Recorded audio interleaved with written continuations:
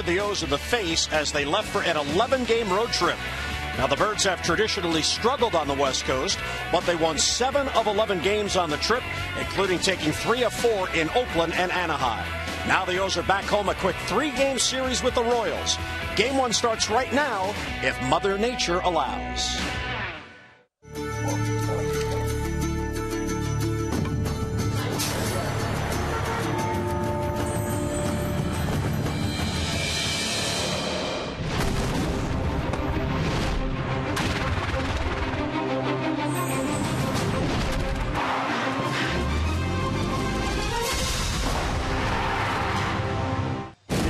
Are on Masson on an overcast and damp night in downtown Baltimore. The Orioles getting set to welcome in the Kansas City Royals in the opener of a 3-game series.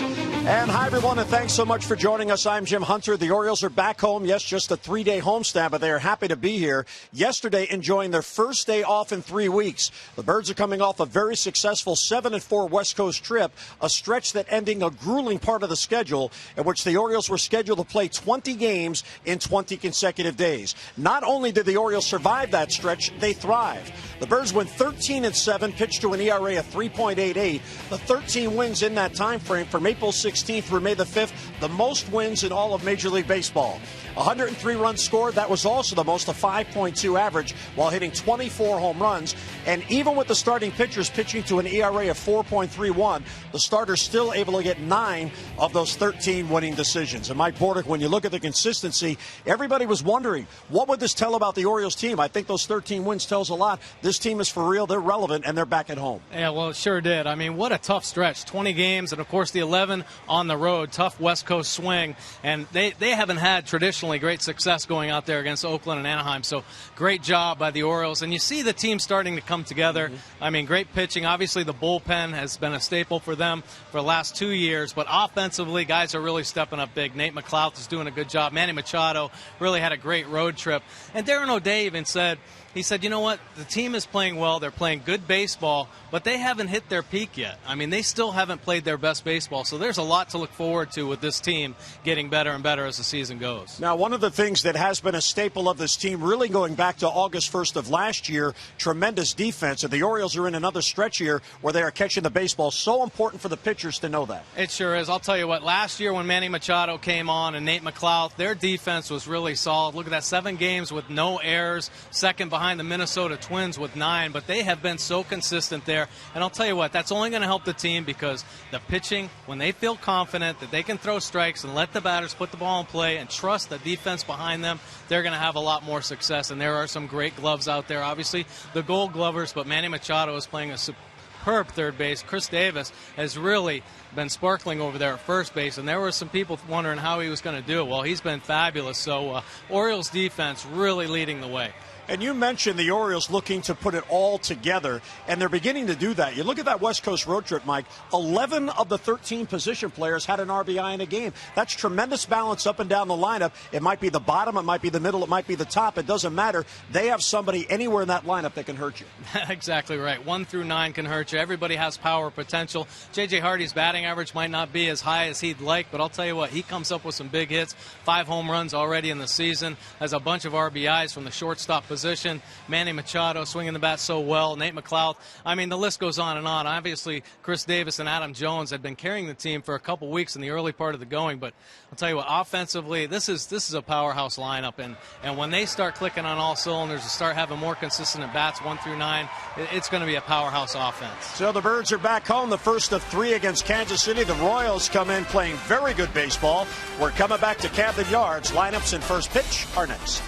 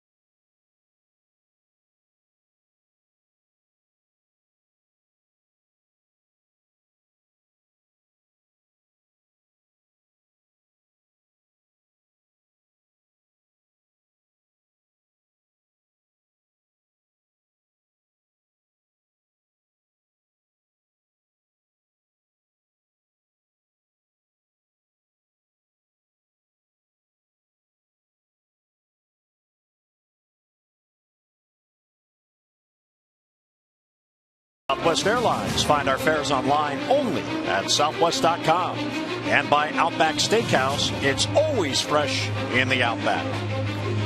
An overcast, damp night as the Orioles are back home. It rained all day and into the early evening, but the rain has stopped and we have an on-time start.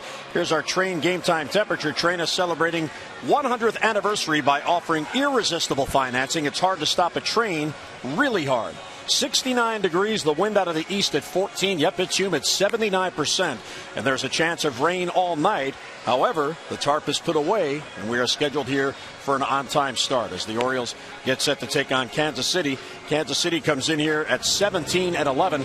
Alex Gordon, Alcides Escobar, and Billy Butler in that DH spot. Big numbers head-to-head against the Orioles. Eric Hosmer will be at first, and Lorenzo Cain, Jeff Francoeur, the veteran, at right. Salvador Perez will catch Miguel Tejada, our old friend, at third base, and Elliot Johnson, the switch hitter, at second base. Bats ninth. And here's tonight's scouting report for Wei-Yin Chen. Have a short-term memory, Wei-Yin. His last start in Seattle, 5 runs, 8 hits, and only lasted 4 innings. So he's looking to bounce back, but trust in fastball. That is certainly his pitch. And when he's on, he's able to locate it in and out and up and down.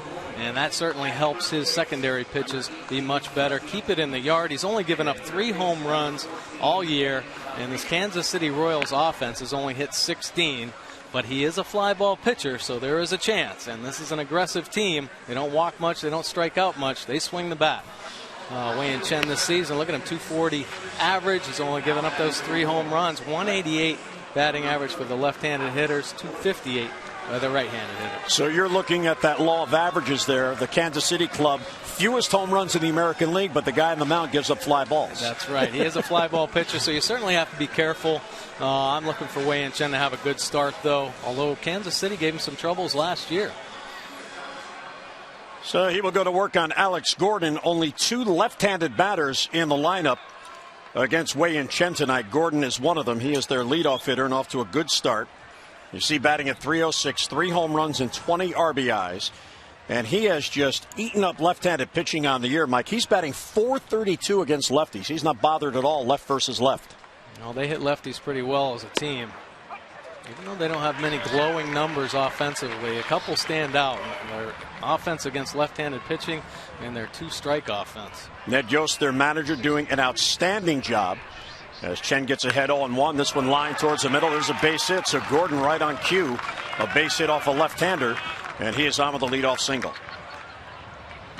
Let's take a look at the Orioles defense tonight. Nate McLouth in left, Adam Jones in center, Markakis in right, Hardy and Flaherty up the middle, and Machado and Davis on the corners, with Matt Wieters doing the catching tonight for Wei-Yin Chen. Here's Alcides Escobar, who is really coming into his own, off to a .282 start, 3 home runs, 13 ribbies. This Kansas City team, as Mike mentioned, just 16 home runs. That is 15th out of the 15 clubs in the American League. Chen with the man on, and he'll go to first, and Gordon back.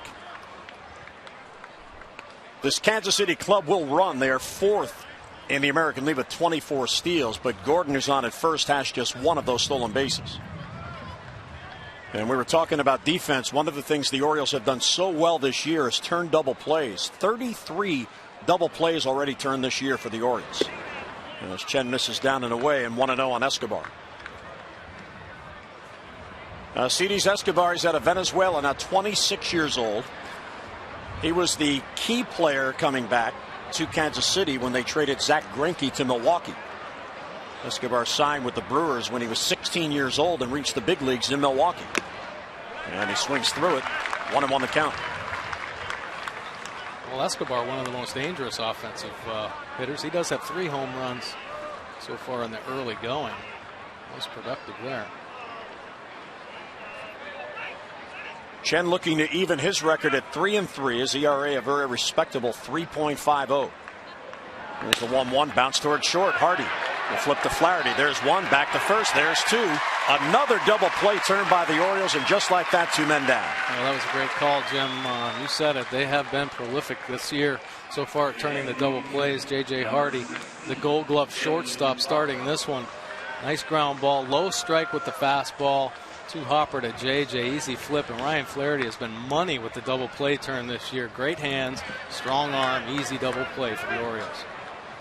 He is so good at the pivot. You could see how much work he did in spring training. He's light years ahead of last year at second base. Yeah, I mean, he's just so much more comfortable out there. And he had been talking about just the feeds from J.J. Hardy. J.J.'s so good at giving good feeds, and it makes it a lot easier for a second baseman. But he's such a great athlete, too. He can move around well out there. Billy Butler at 264. He has 2 out of his last 12. Swings through it there, and a ball and a strike. Now, of course, we always look at history between pitchers and batters, and Butler's only had 6 at-bats against Chen, so it's not a real deep historical perspective, but he's 5 for 6 with 2 home runs. Yeah. Yeah, and a triple and a couple doubles as well. Breaking ball for a strike. He thought it was high, and Dale Scott says nope, that was good. So 1-2 the count on Billy Butler. Buck Showalter said before the game today, Butler may be the most feared right-handed batter in the league. Just missed down and in. Count evens 2-2. Last year he had 107 RBIs, and Showalter always knows when this spot in the lineup is coming back up. There's a bouncer towards third. Machado plays the big hop backhand, and he'll get it across, and Chen out of the first. Leadoff single and none left. Kansas City fails to score. We go to the bottom of the first, and here come the Birds.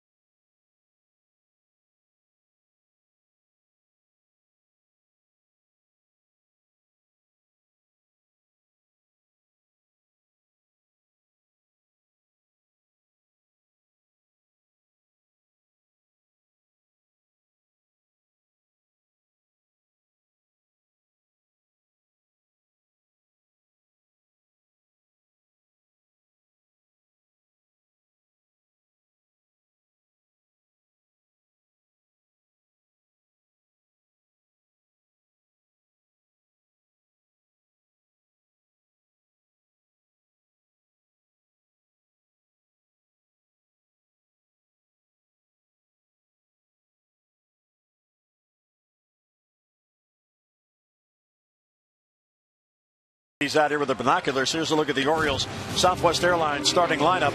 Nate McLeod, Manny Machado, and Nick Markakis with Adam Jones in the cleanup spot. Adam currently on a 5-game hitting streak, a .350 average, 3 doubles and 2 RBIs. He has base hits in all but 4 games on the year.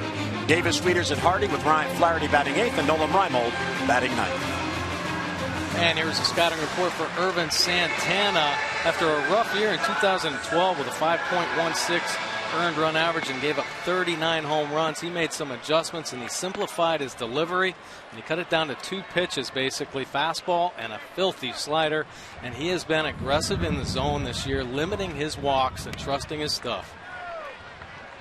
He deals down and in to Nate McLeod, 1-0. There are his numbers on the year. 5 starts, he's 3-1, and his Kansas City debut was his first start, and he lost that game. That was against the Chicago White Sox. And Mike talked about the change in Santana, and one of the things that his pitching coach Dave Island has worked with him is keeping the ball in the ballpark.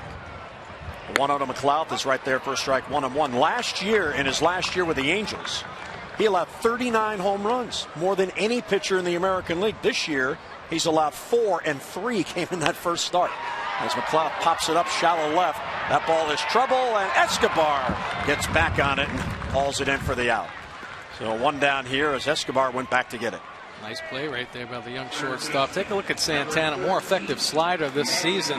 Last year, look at that slugging percentage, way up to 353. The average, not bad at 177, but this year he has made the adjustments like Jim was talking about. I think his delivery becoming more compact, and he's able to be more consistent with it, has allowed that slider to be more effective. He actually has 2 sliders, one that he throws for a strike in the zone, and then a real hard one that he can kind of spike down and away out of the zone to get those chases. Manny Machado the opposite way, and Manny's got a base hit, so he stays hot.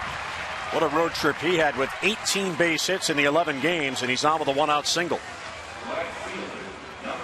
And here's the Royals defense tonight. Gordon in left field, Kane in center, Francoeur in right, Escobar and Johnson up the middle, Miguel Tejada playing third base, Hosmer over at first, and Perez doing the catching. Each team with a base runner in the first. That brings up Nick Markakis. Nick had 11 base hits on the road trip, including a home run and 7 RBIs. Swing and a miss, good fastball there, and it's 0-1. Markakis has 10 hits in his career against Santana, and 3 of those are home runs. Nick has 3 homers and 15 ribbies on the year. Machado edging his lead. Manny has 3 steals on the year. Ground ball towards the middle. Gets on through. It may have hit the base. Machado read it perfectly, and he is hustling to third. Very good base running there by Manny Machado with the play in front. And the Orioles have him on the corners with 1 down. Well, that sure was a great piece of hitting once again by Nick Markakis. You see it right back up the box, and it looks like it hits the corner of the bag. Indeed it did. Slows the ball down. Manny Machado able to see that. What a great read, hustling on into third base. Gets himself over there in scoring position with 1 out. And Markakis, who loves hitting at home, 367 here at Camden Yards coming in, a base hit in his first at bat. And here is Adam Jones, who has been consistent from opening day in Tampa, batting at .331. That is tied for 5th in the league. He's got the 4 home runs and 22 RBIs, tied for 8th most. And a swing and a miss, and it's 0-1.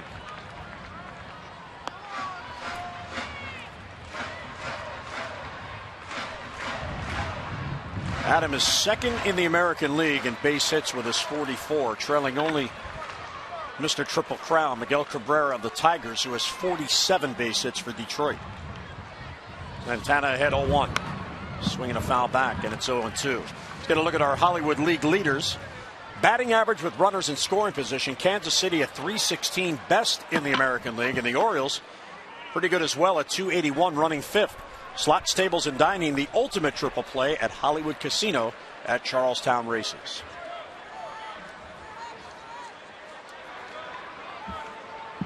Adam and Chris Davis are tied for the team lead. They each have 6 multi-RBI games. Hard hit ball foul. Machado had to hit the deck. We'll laugh about it now because the ball went over his head. Exactly. Yeah, don't hit that guy, Adam.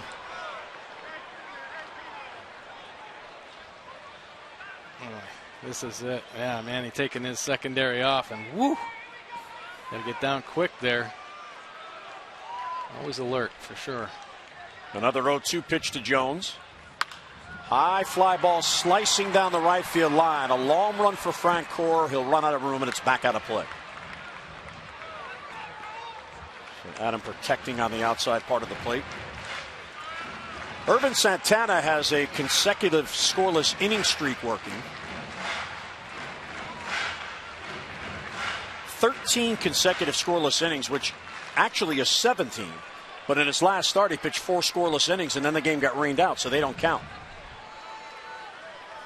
0-2 on Jones, 1st and 3rd and 1 down. And a foul off his foot.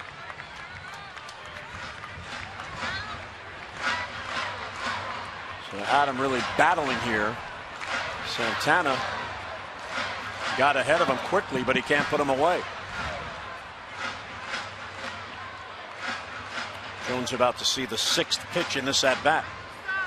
Well, one thing that happens with when you get a runner at third base, with, it doesn't matter how many outs there are. A lot of times, pitchers, they get a little tentative of spiking that slider. And Santana has a great slider, a swing and miss type slider that he can spike. This one's popped up, shallow right, foul ground. Over is Johnson, the second baseman. Hosmer with a lunge, and he can't grab it. That's a foul ball out of play, but Jones still has life. Johnson had the better angle, but he got over there late. Hosmer tried to make the lunging grab, and he just missed it. Yeah, everybody about got there at the same time, and then the tarp ended up showing up and a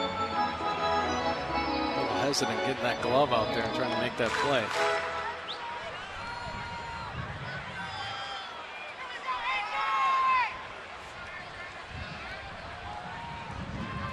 Another 0-2 pitch coming. Machado at third, Markakis at first, one down. Birds trying to get on the board here in the first. And a bloop line drive, that'll fall, base hit. Manny Machado comes in to score, and the Orioles grab a 1-0 lead. So some little ball for the Orioles and good base running as well. 3 straight singles, and the Orioles break out on top. Yeah, nice job by Adam Jones right there, fighting off some tough pitches. All of the pitches, though, with 2 strikes and no balls were in the zone. This fastball kind of rides in on Adam, and he gets just enough of the bat on it to get it out over shortstop Escobar's head for the big RBI in the first inning. It was 23rd RBI. That was a real nice 7-pitch at bat. And took advantage of that pop foul that wasn't caught to get the base hit. Well, first and second is Markakis held at second. And here is Chris Davis. Fastball for a strike in the outside corner, and 0-1. Everybody relieved to see Chris Davis back in the lineup. When he left the game on Friday night in Anaheim, there was certainly concern. Then we found out when he got back in the lineup Saturday, he was even politicking to play, or Sunday, he was politicking to play the day before. And Buck Showalter said, maybe give it a day. Right. Yeah, that was scary. Definitely everybody was holding their breath, landing awkwardly there at first base. And you could see him kind of jam that knee up, and he walked real gingerly back to the dugout. But very good sign. And, of course, the training staff, they would let Buck know if they thought there was any chance of him actually injuring himself worse and missing many more games. So Buck trusts in Richie Bancells and Brian Ebel, and of course Chris Davis letting them know how he felt.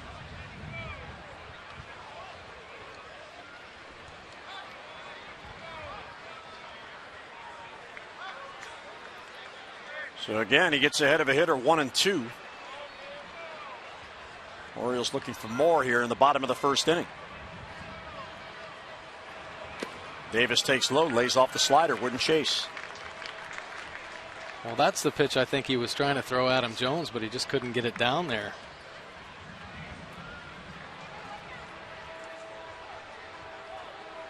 Three balls to 14 strikes. Well, that's good, and that's a big reason why he's had success this year, limiting his walks, pounding that zone, because you can tell the movement he has. And Davis chased that one, and he misses, so it's a swing and a miss, and 2 men down. Well, talking about Irvin Santana and these glowing numbers coming in at 3-1 with an ERA of 2. Lowest ERA over a 4-start span, Irvin Santana in his career. And the one he's on now that just ended, a 1.20 ERA from April 8th to April 22nd, so from his 7th. So from his second start through his 5th, and then the 4 scoreless last week that was rained out against Tampa Bay. So 2 down on the first strikeout, and again, he's keeping the ball in the ballpark, and he's not walking anybody. You have to earn your way on. In his last 2 starts, 0 walks, 0 home runs, and he's allowed only 5 walks total the entire year. Well, there are so many pitchers, if they just trust their stuff and let it get into the strike zone and do what it does naturally. You can see the movement he has on his fastball, 2-seam fastball that kind of runs with some late life, and then that slider, he can either throw it for a strike and it's just kind of a natural sweeping slider, or the one that he spikes, like the one he just threw to Chris Davis there. A couple nasty pitches, so he trusts that, and he's aggressive in the zone. And of course there's his pitching coach, Dave Island, who has taught him that and reinforced it, I think, is the key. So many pitchers, they need to have that confidence, and that's what he's done here in the early going of this year. Just trust his stuff and throw it in the zone. Well, they are winning, no doubt about it, because of their pitching. Here's the 0-2 to Wieters. He lays off, doesn't chase it. It's 1-2. Kansas City has the second best ERA in the American League. 3.33, trailing only Texas. And if you look at their starters ERA is third. And what is the X factor there? Well, let's see. They added that guy, James Shields. They added Wade Davis, and they added Irvin Santana. Yeah. 3 veterans who have track records, know how to get deep in games, navigate, and it's really pulled the staff together. 1-2, Wieters slaps it foul to stay alive. Matt had 9 hits on the road trip, but he also had 6 RBIs.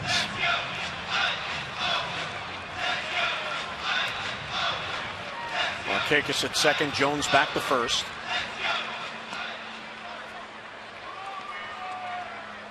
Orioles with a 1-0 lead on the Jones RBI single. 2 on with 2 out. And it's inside, 2-2.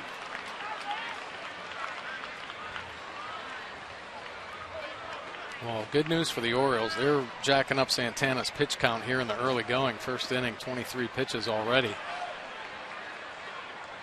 Even though their bullpen's fresh, because I think they've thrown the fewest innings. Check swing, appeal to third. He didn't go. Tishner said he checked in time, so Wieters has worked the count full. Let's see if he went. Well, here's that real tough late breaking slider down, and that Wieters indeed holds up. Nice call right there by Todd Tishner. So the Orioles get a break here, 3-2. The runners will be off. Markakis from second, Jones from first. And the 3-2 is ripped to the gap in right center field. That's down for a base hit. Markakis will score. Jones hitting the third. He will score easily, and Wieters pulls in with a 2-run double. What an at-bat for Matt Wieters, and the Orioles grab a quick 3-0 lead.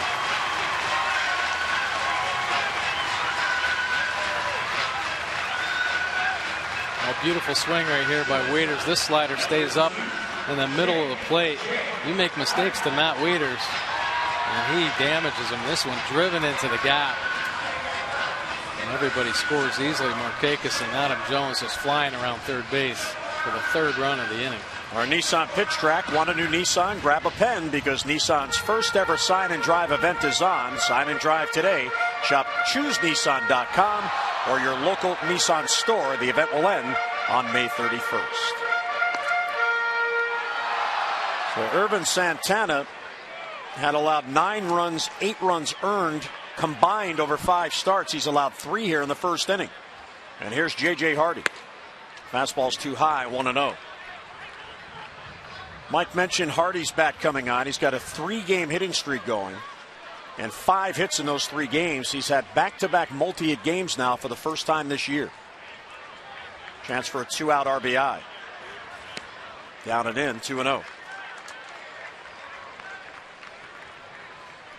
So Jones with his 23rd RBI. Wieters with 2 now has 17. And the Orioles with a 3 spot on the board in the first behind their left-hander Wei-Yin Chen. 2-0 is there for a strike as Hardy took all the way. JJ has homered in back-to-back games as well. And even though his batting average is just over 200 at 210, he does have 18 ribbies. Ooh, swings through it there. Good fastball, 2-2. Well, he's a power hitting shortstop the last couple of years. More home runs than any shortstop in baseball.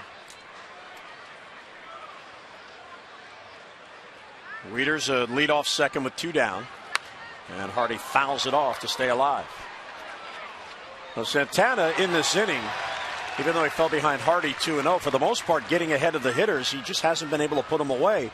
And the Orioles with some good at-bats prolonging it to put the ball in play. Already a 30-pitch first inning as Ned Yost looks on from the Kansas City bench.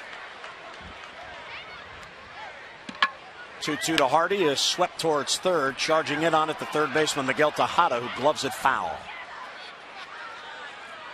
Mickey says that ball's got to go out of play. And JJ will come back and do it over. Santana now 30 years old. The Angels traded him. Mike mentioned his year last year, just 9-13, and it was the matter of that $13 million he's earning this year. They thought that might have been a little too hefty for a 9-13 season, but Kansas City thrilled to get him.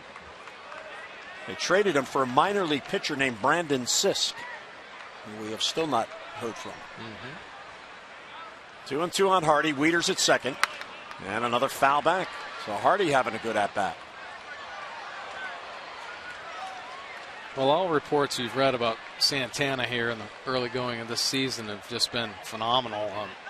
Hosmer was talking about him and his stuff just being electric out there, and it's nice to see. I mean, this is a tell and a credit to the Orioles offense, you know, being patient, getting pitches to hit, and doing some damage with them, even though Matt Wieters really crushed that ball into the gap. But, you know, able to fight off pitches, keep at bats alive, coming up with some big hits. Another 2-2 is grounded toward shortstop. There's Escobar. And he fires across to get Hardy, and that ends the inning. But a productive inning for the Orioles. They sent 7 men to the plate, scored 3. 2 on the Wieters double, 3-0 Birds.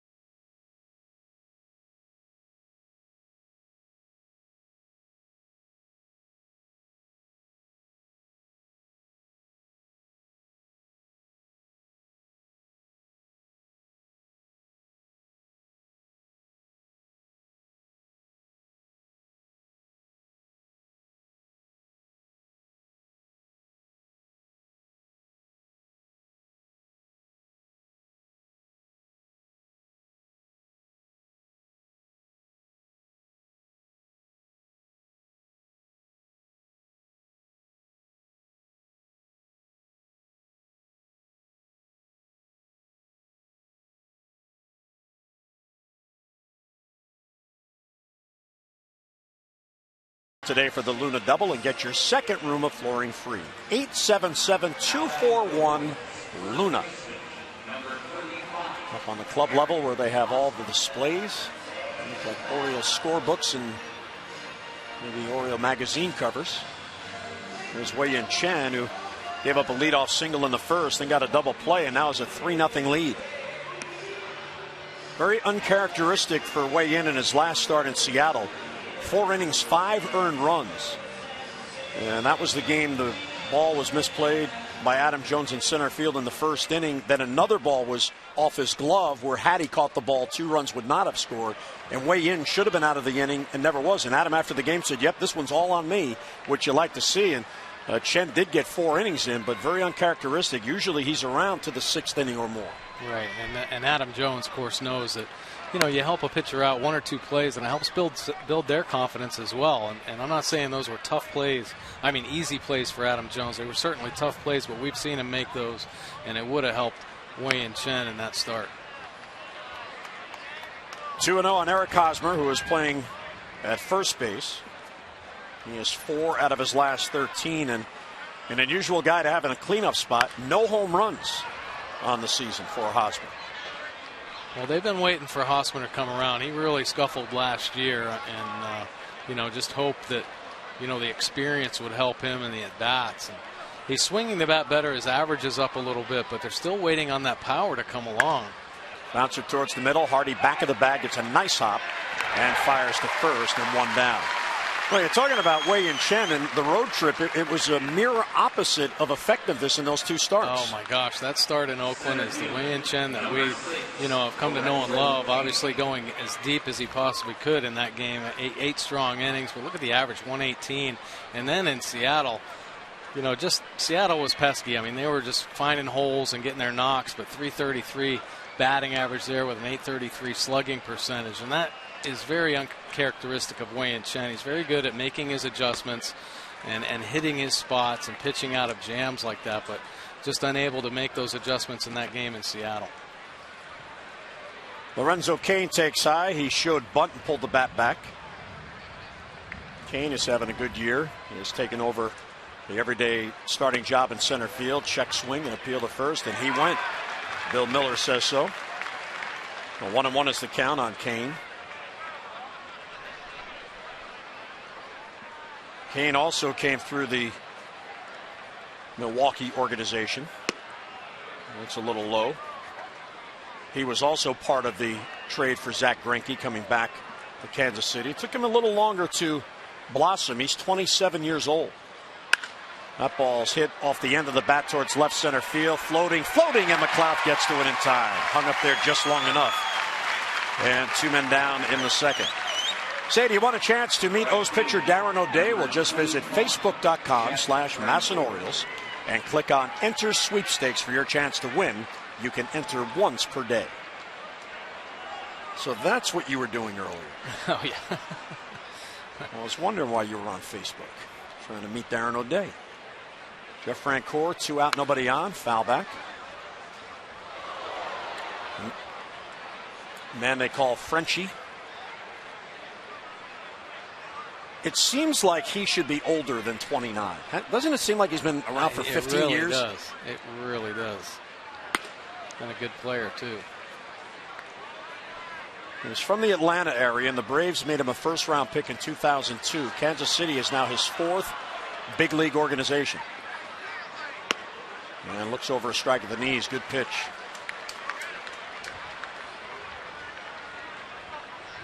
Well, one thing that is definite with Chen, when he keeps the ball in the ballpark, he wins.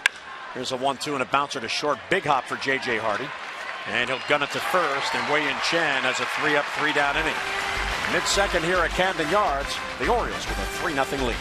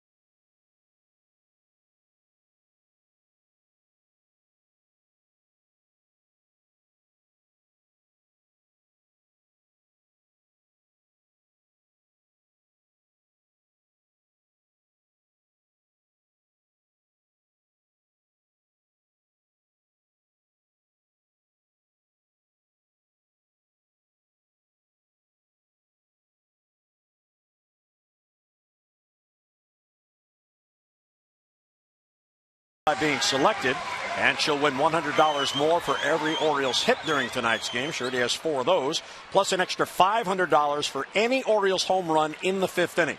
For your chance to be the Maryland Lottery Hit It Big contestant of the game, play 5-card cash and go to mdlottery.com/Orioles to enter. 3 runs on 4 hits against Irvin Santana in the 1st inning. Now at 34 pitches as he gets Ryan Flaherty to foul it off. Reimold on deck to McLeod. And a good takedown and in, 1-1 on Flaherty. Ryan Flaherty may have had the best feel-good base hit of the season the other day when he blooped that 2-run single in his final at-bat in Anaheim. Then he was able to get on the plane feeling good like he contributed because he did. Oh, yeah. He became the 11th Oriole on that trip to have an RBI. Well, Ryan Flaherty should feel pretty good anyway. I mean, he's contributed so much defensively, you know, for Buck Showalter. And Buck showing great patience, though, with him offensively.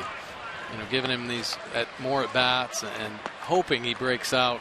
he's had more consistent at-bats here as of late. And like you said, that was a big hit. It doesn't matter how hard you hit him. If you do something to put some runs across the board and help your team win, your confidence is going to skyrocket. 2-2 the count. And he got him. Swing and a miss, and down on strikes goes Flaherty. Strikeout number 2 for Santana. Well, it's a dangerous pitch for a right-hander, throwing that slider on the inner third, but Flaherty swinging right over the top of it. I think that's one of his trademarks, though. He isn't scared to throw that slider to lefties or righties, and we've yet to see a changeup. I mean, I mentioned at the top that he's a 2-pitch pitcher, but he does have a changeup in his back pocket. But he throws rarely. Reimold gets ahead 1-0. Nolan batting an even 200 with 4 home runs. It's kind of amazing when you look at the Orioles season. They're 19-13. We talked about the stretch of 20 games in 20 days. Of course, Chris Davis has been hot from the beginning. But they've gone from even 500 to 6 above when half the team still isn't hitting. I mean, it just makes you wonder just how good this team might be if some of those guys really begin to get consistent and turn it on. You know, JJ's certainly coming on as of late. Matt Wieters is beginning to pick it up a little bit as Reimold protects and fouls it off. Well, I think there are ups and downs throughout the course of the season, and there aren't many big league offensive teams that can, have everybody gelling at the same time. The hope is for 2 or 3, to be hot at a time, and the guys that are kind of scuffling or in the down times maybe get on base with a walk or maybe execute a bunt to help the team until they can break out. But there have been a few guys here now that are starting to heat up a little bit. And you get 4 or 5 guys in this Orioles offense going, there's some danger there. Adam Jones and Matt Wieters have the RBI hits here tonight. 2-2 is bounced towards the middle. Big hop for Escobar, and he'll toss the first for the out. And 2 down in the Orioles second. You still have the chance to upgrade your summer and enjoy Major League savings over the cost of single game tickets. Just become an Orioles partial season plan holder. You'll receive VIP orange carpet benefits like exclusive access to events, early access to the ballpark on game days, and more. So skip those ticket lines and save. 888-848-BIRD or get online Orioles.com/season. McLeod looks over a strike. Nate popped up his first at-bat. He had a really good road trip. 13 hits, including 3 home runs and 8 RBIs in that leadoff spot. He also scored 11 runs.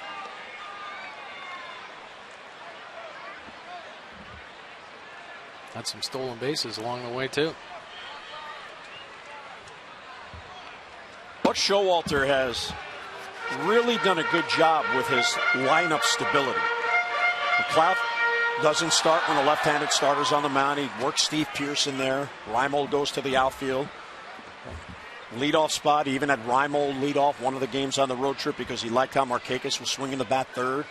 There's been a lot of stability, and as a player, when you played, you like to know where you're batting because you get accustomed to the circumstances, don't you? Yeah, sure. I mean, I think every player loves to have a routine and feel comfortable when they come to the ballpark and knowing, exactly what your role is going to be. And Buck is great at that. Everybody on this team feels like they're contributing. They understand what their roles are, what Buck is going to probably do in certain situations. And, Buck has his finger on the pulse of this team and how to make every guy feel like they're contributing and part of their success. McLeod fouls it back, and really his entire vision of his lineup came together late in spring training, and he talked about this today when he made the decision to put Machado second. He said it all came together. He felt he could do it, but he didn't want to do it too early in camp. Why? Because we'd be talking about it. He wanted Manny just to go into the season, hey, you're my number 2 hitter. As McLeod pops it foul, back near the dugout, that'll be out of play. Tejada runs out of room. But with McLeod getting on base with the regularity he's been getting on, and Machado off to this great start at the plate, it gives the Orioles not only threats to get on base, but score. McLeod easily scores from first on a double, and Machado much the same. Yeah, definitely. I mean, that's a great 1-2 punch for the Orioles for sure. Nate McLeod has been one of the better leadoff hitters in the game. Not just being able to get on base, but consistent at bats, and then the stolen base threat as well. Another foul ball, so the Orioles having another extended at bat. Adam Jones had a 7-pitch at bat in the first inning. Never did get the count better than 0-2, but he eventually got a base hit. Irvin Santana, a long stare at Miguel Tejada, wanted to make sure he was ready. Give the veteran some time to get back and catch his breath. Another 2-2 pitch is ripped and foul. Well, he was right on that one.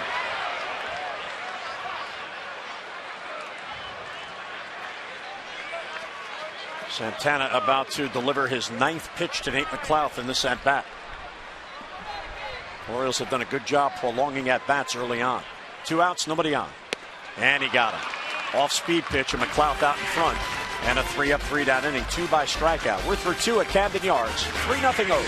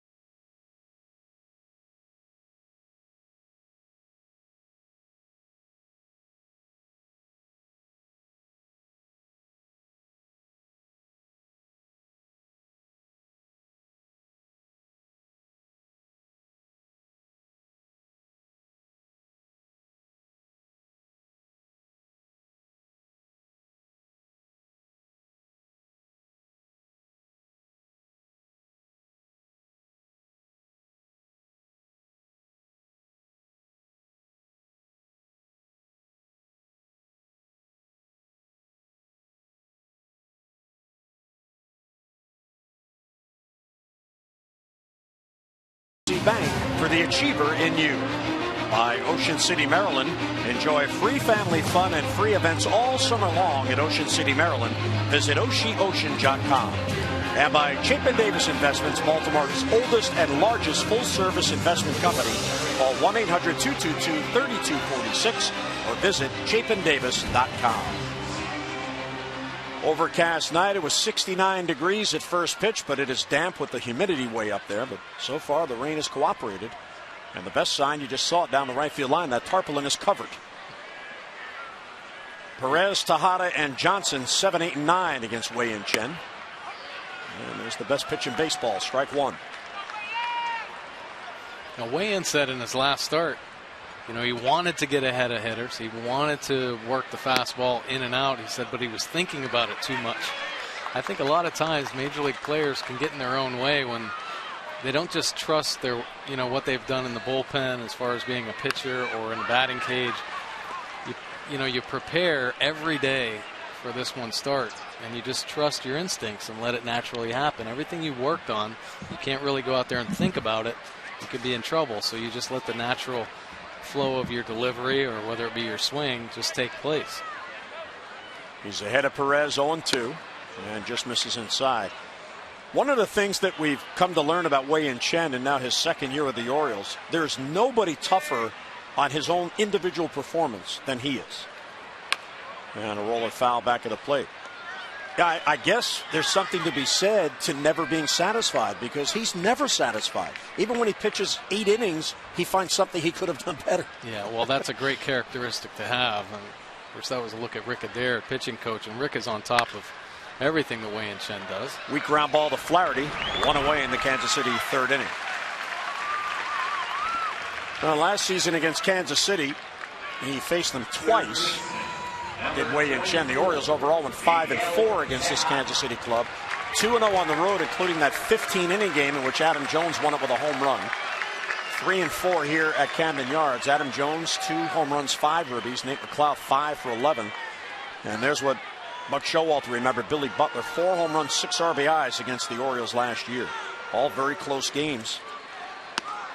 And Miguel Tejada gets a smattering of applause as he steps in. Miggy's now 38. He'll turn 39 later this month. He loves the game, and he signed with the Royals knowing he was going to be a backup player, knowing he was going to play occasionally, and he was fine with that because he loves being in the major leagues. And there's a base hit to center field. So Tejada is on with a 1-out single, the second hit for Kansas City, hustling the first base. Well, he's a spark plug. He's a high-energy player, and he always has been his whole career. It doesn't matter how old he's going to be. He always gets excited about coming to the ballpark, and I think a big reason they got Tejada is just to help some of the younger players. You know, I mean, Miguel's been a great professional, high-energy player, and they need that in Kansas City. And he's one of the reasons, I think, just as far as the chemistry goes in the ball club, that they're having some early success here. Here's Elliot Johnson, the switch hitter, playing second base, getting that extra right-handed bat in there. Check swing, and it's up and away, 1-0. Johnson was one of the players in that huge trade between Tampa Bay and the Royals, in which Shields and Wade Davis came to Kansas City, and Elliot Johnson came along with them. Of course, Will Myers, the young phenom outfield prospect, the main player going the other way, and he's still in AAA. 1-0 pitch right there for a strike. Good pitch at the knees by Chen. Yeah, great fastball. Yeah, it's an unhittable pitch, really. 91 right down at the knees on the inside corner.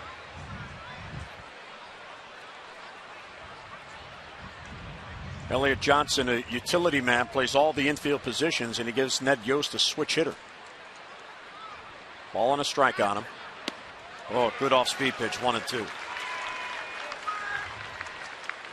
Oh, pretty good setup job here by Matt Waiters, Wei and Chen. Beautiful changeup. Look at that late tailing action, down and away, but he paints that pitch down and away after he threw that beautiful fastball down and in.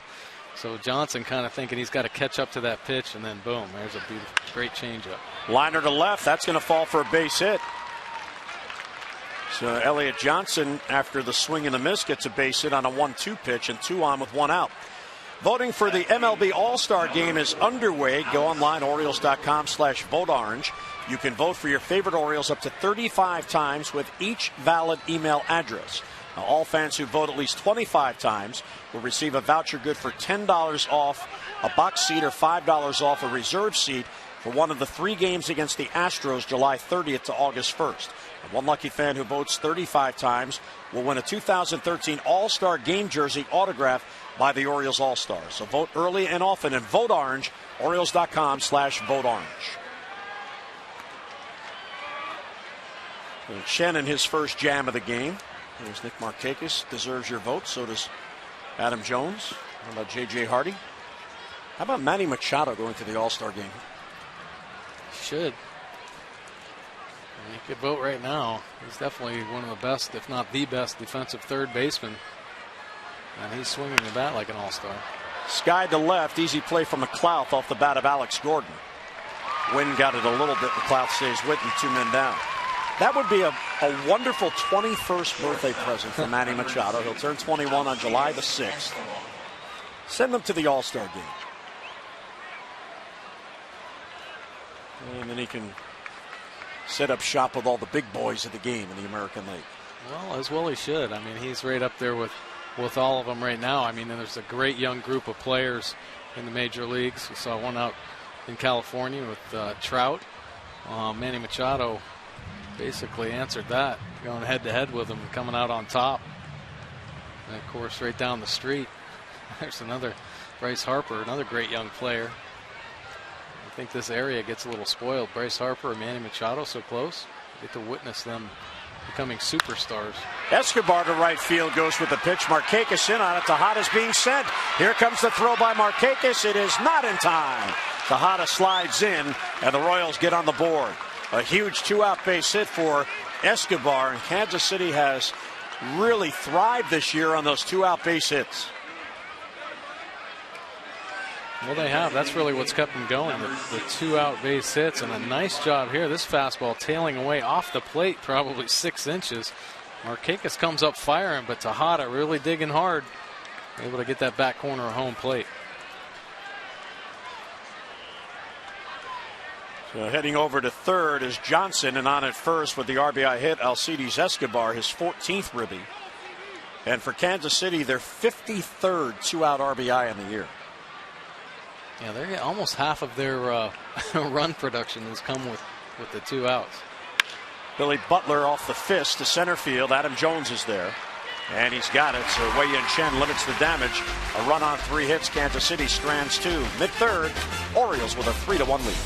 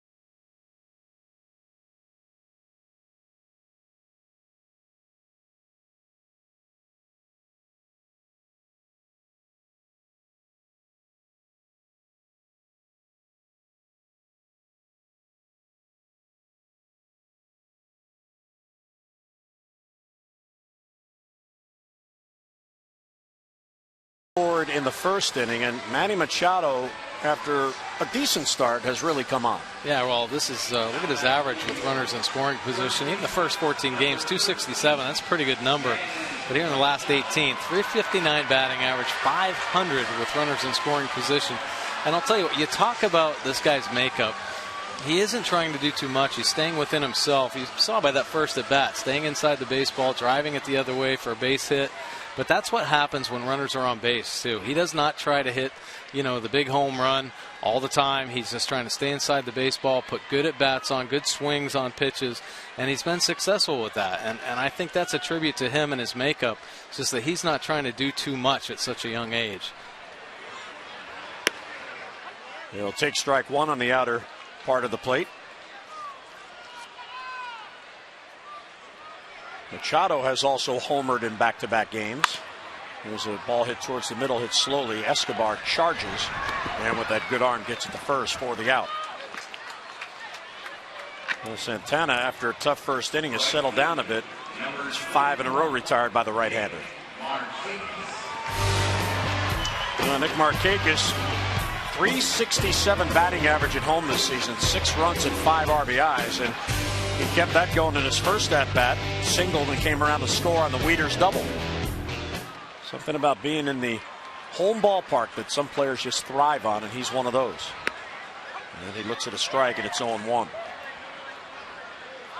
Well, Nick definitely has great numbers here at Camden Yards, but he has pretty good numbers in every ballpark, I think, in Major League Baseball. He's a great hitter, constantly working at his craft. Studying video, studying pitchers, studying his own swing. I mean, it's a treat to watch him go about his business every day.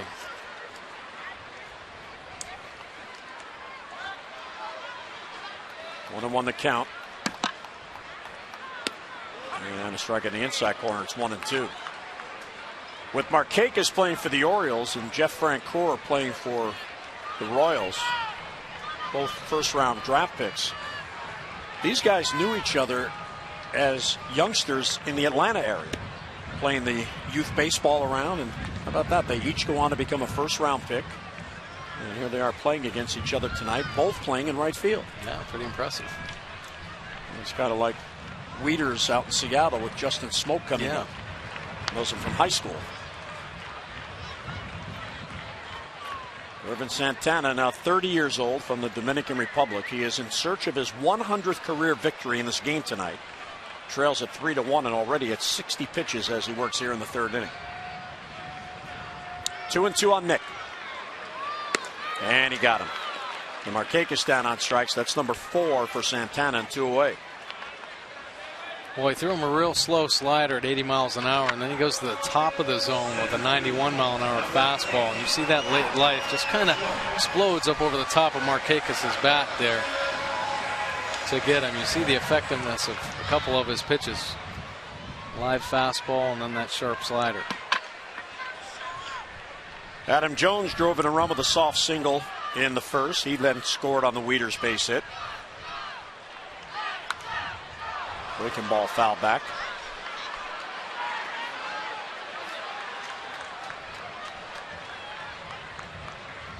Adam now has base hits in 29 of the Orioles' 33 games.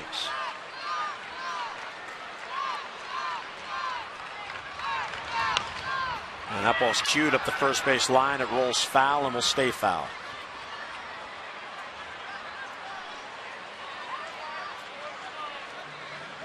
Good job by Adam not giving up on that, even though it did stay foul.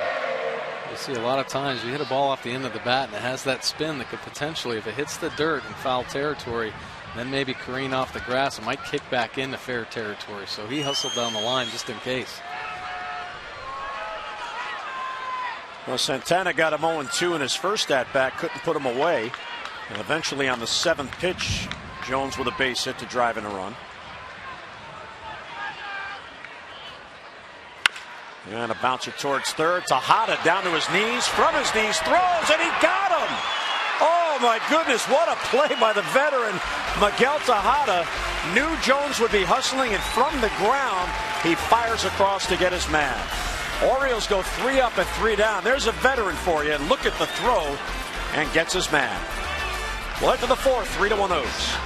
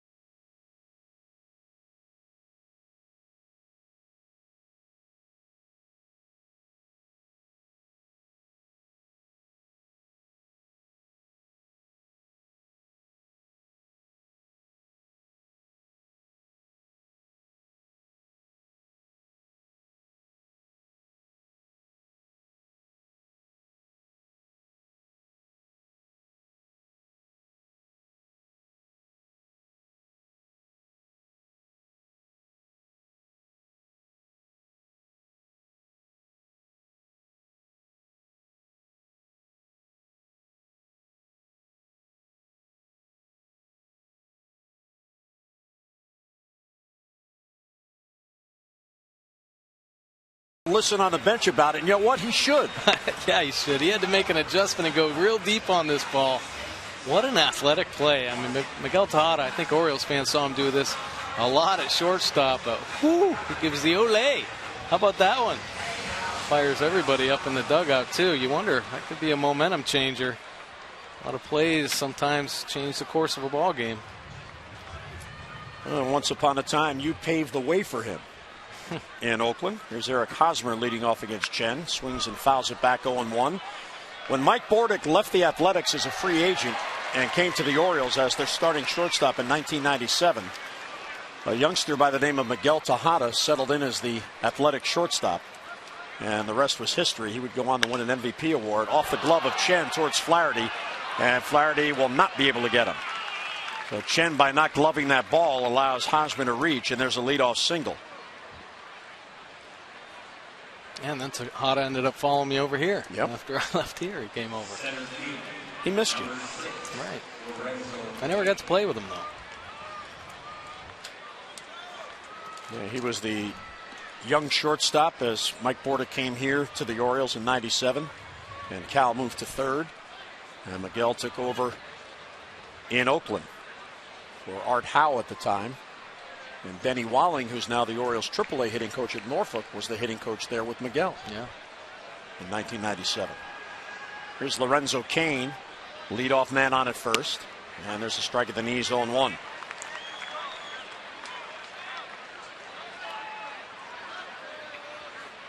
Shen has not walked a batter. He has not struck out a batter. He has 5 ground balls, accounting for 6 outs. 1 a double play ball in the first. Slow roller towards third, charging Machado. His only play is at first. He'll take the sure out, and 1 away as Hosmer ends up at second. This moment of baseball history brought to you by Volkswagen. 1957, Vic Power of the Athletics became the first modern major league player to hit a leadoff home run, then a walk-off home run in the same game, and it came against the Orioles 3-2. The Philadelphia A's beat the Orioles, and then in 2010, 47 years, 170 days, Jamie Moyer of the Phillies became the oldest MLB pitcher to throw a shutout as he blanked the Braves 7-0. Volkswagen's Springtoberfest event is going on now. Visit VWDealer.com today. A little bit low to Jeff Francoeur.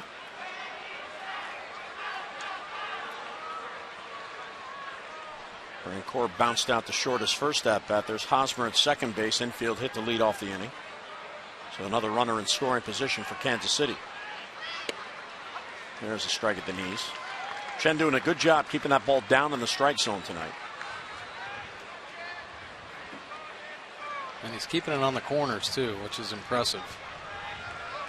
A lot of times, Wei and Chen, when he can't get to that inside corner, balls tend to leak back over the plate, and he is really hitting the spots.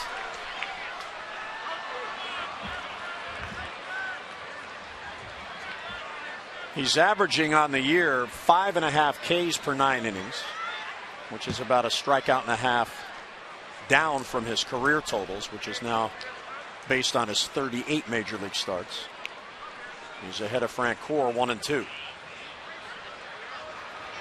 And he got him. Swing and a miss by Francoeur, and a big out for Wei and Chen, 2 men down. Well, Chen challenged Francoeur this whole at bat, all fastballs, threw 3 of them on the inside corner, and then spots this one up and away to get the strikeout. So 2 down. So Kansas City has Chen right where they want him. 2 down in the inning.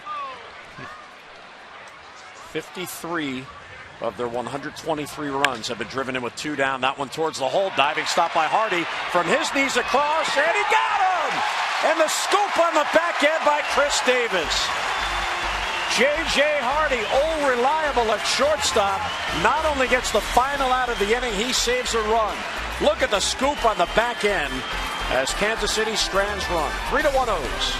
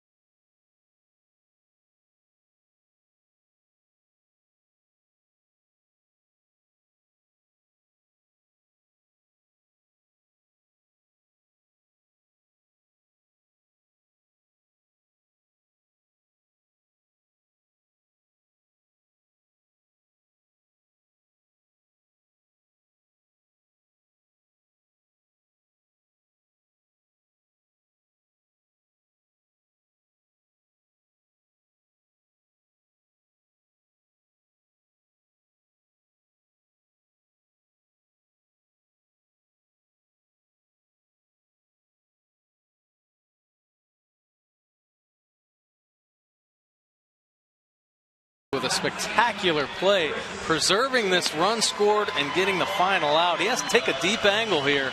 And I think initially he just thought, okay, I got to stop this run from scoring. On his way, making that play, he realized, okay, I can catch it clean, see if I can get up like Tejada did and make a good throw. And indeed he did.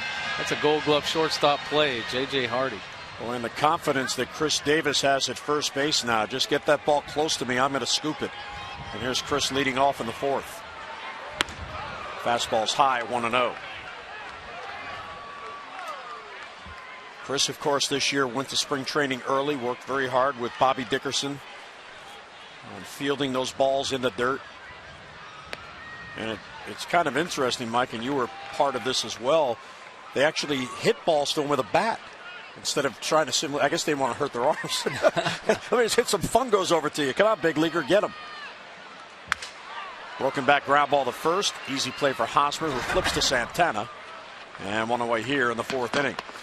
The Orioles will take on the Yankees. It's a pivotal early season showdown for division supremacy. Monday, May the 20th, through Wednesday, May 22nd. A good seats still remain for all three games, but they won't last long. Show your colors and come out and support your Birds in this AL Division Series rematch. 888-848-BIRD. Or just go online at Orioles.com. That is 8 in a row retired by Santana since the Wieters 2-run double in the first. And here is Matt. Popped him up, center of the diamond. Who's it going to be? And Hosmer cuts in front of Escobar, who was calling all the way. And fortunately, no collision there. So Hosmer grabs it for the out, 2 down. That taller player prevails here. And the good news is everybody in the infield wanted that ball. And they did get the out, but you have to be careful.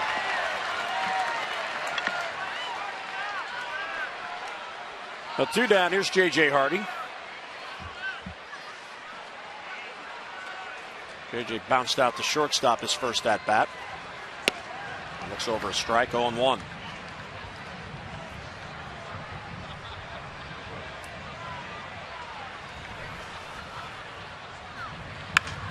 This ball hit the center field, chasing Kane back, still gliding towards it, and he has it for the out. And Santana has a third consecutive 3-up, 3-down inning.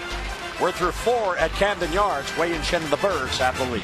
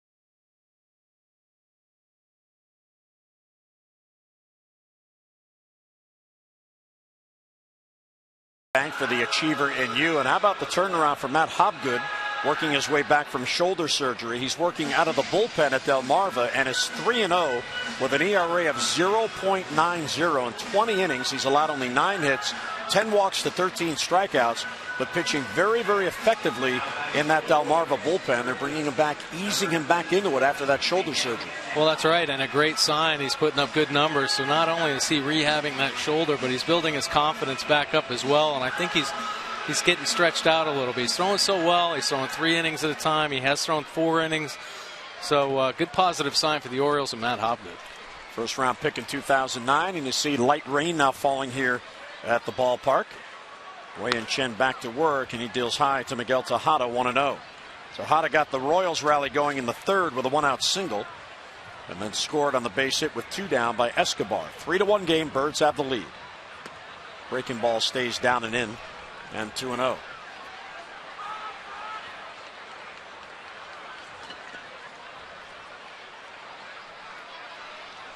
Hands with the rain gear out now. Tejada, high fly ball to right for Markakis. Towards the line comes Nick. And a former teammate retires the other. And one away here in the 5th. With active membership reaching record levels, the Junior Orioles Dugout Club will be on sale only for a limited time. The program is for kids 14 and under. Now includes a ticket to 6 games beginning July the 8th. Plus a hat, backpack, and more in just $15. Family and friends tickets can be purchased as low as $6 starting, and the opportunity to upgrade your seats as well to lower level. Don't miss Birdland's best value in family entertainment. To join, don't delay. Orioles.com/dugout club. 1-1 on Elliott Johnson. Fastball misses up and away.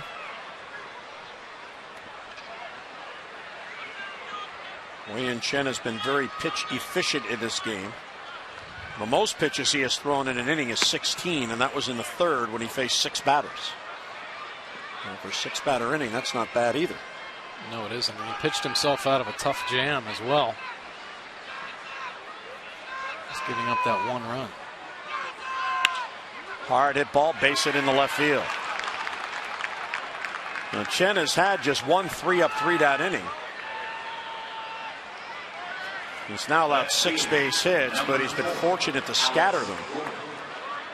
The only inning in which Kansas City has had more than 1 hit was that third when they got their run. Elliott Johnson has a 2-hit game. So Ned Yost starts him to get the other right-handed bat in there, and he's 2 for 2. Here's Alex Gordon, 1 out of 2. He singled in the first, flied out in the third. Alex Gordon now 29 years old in his 7th big league season.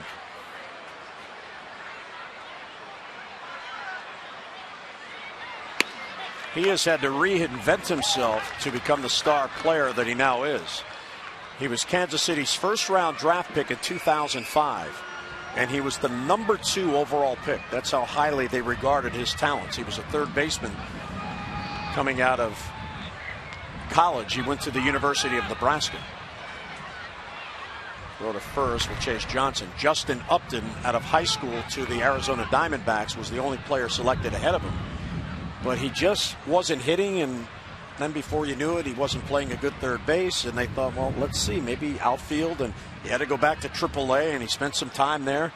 But he's really come on now. He had 72 RBIs last year and had an American League high 51 doubles. Check swing down and away, or was it a foul ball? I believe I saw Dale Scott bring his hands up. Yeah. So it is a foul tip, and it's 0-2. Well, Gordon had a lot of pressure on him. I mean, it's not easy for top-round picks anyway. I mean, there's a lot of initial pressure, but as soon as he got into the Kansas City lineup, George Brett's the next George Brett. Yeah, and so just added weight on his shoulders and just couldn't really find himself. But good patience from the Royals moving him into the outfield, and he has come into his own. Well, he's won Gold Gloves the last 2 years. As Wei-Yin Chen, his splits, 3rd time through the lineup, the batting average jumps all the way up to 303. So beginning that here with Alex Gordon up. For Gordon, it's his 3rd at bat. Chen's ahead of him 0-2 with Elliott Johnson on at first.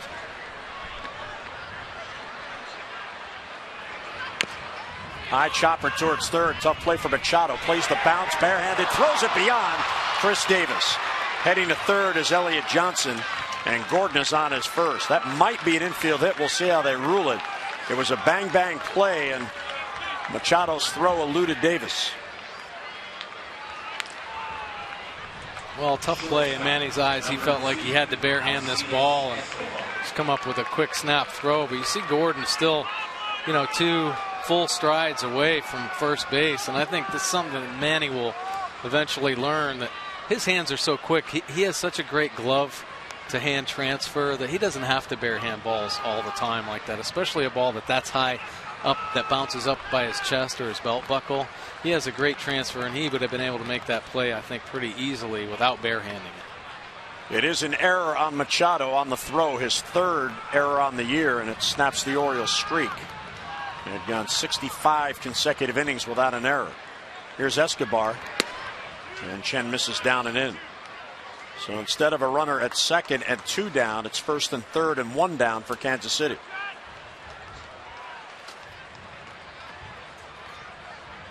Chen will somehow try to induce a ground ball here to turn 2. Escobar has bounced into a double play already tonight. Grounded towards third. That is a foul ball. Todd Tishner yelling, and that's a break for Chen at the moment. A run would have scored on that. And Escobar was racing down towards first base. Fans out on the flag court. A drizzle that started between innings has already stopped.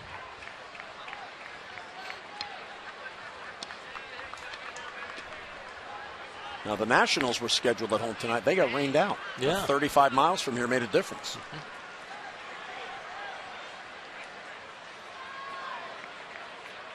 1-1 the count on Escobar. Chen in his second jam of the day, trying to maintain the 3-1 lead.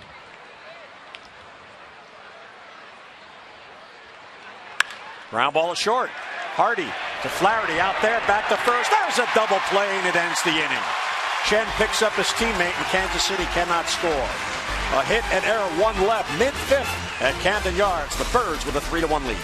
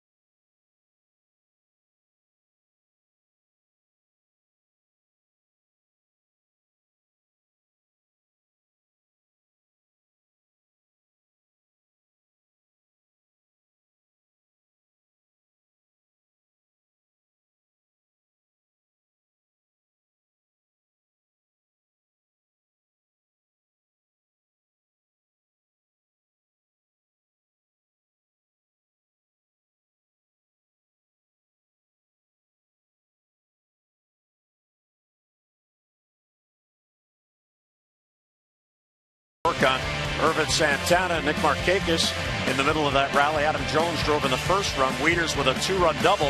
And how about some defense? Yep, Miguel Tejada with a fine play. J.J. Hardy even better.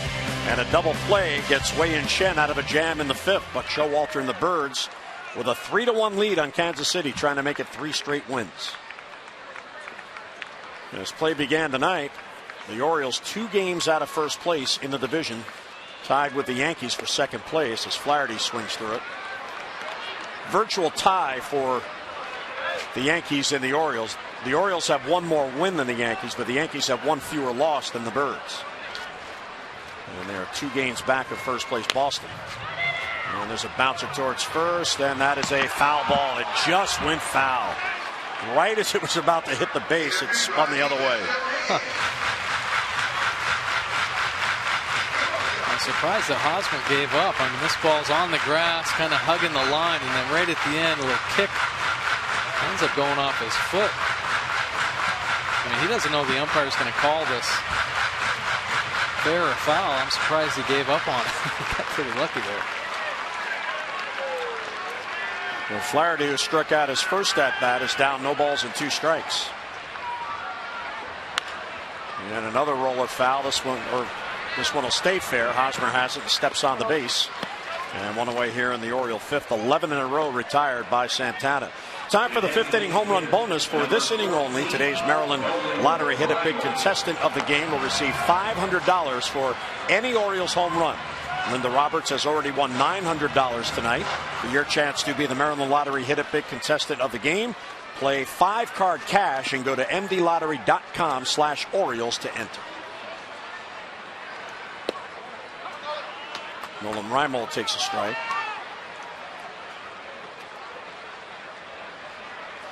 What a turnaround here for Irvin Santana. Check swing, appeal to first. He went too far, and it's 0-2.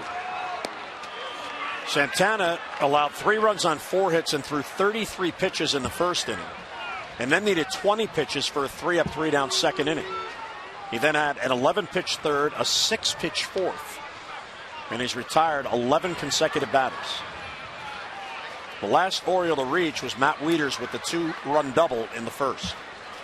Yeah, what's impressive is you would think after that first inning that he might have been scared out of the zone. You know, the Orioles offense really coming up with some big hits. Wieters with that big double to drive in 2, but he continues to pound the zone with his fastball and his slider.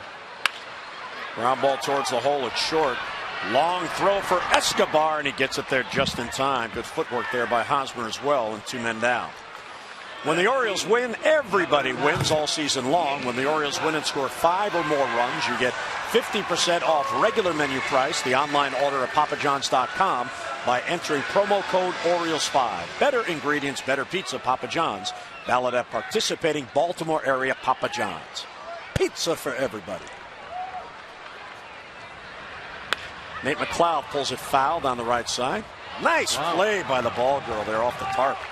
That was a good play. Looks like she's been working with Bobby Dickerson on the exactly. on the good glove work there. That ball kicked off the tarp hard.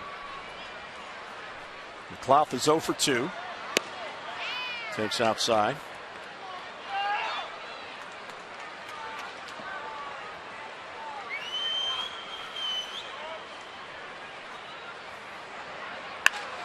And slap foul the other way, a ball and 2 strikes.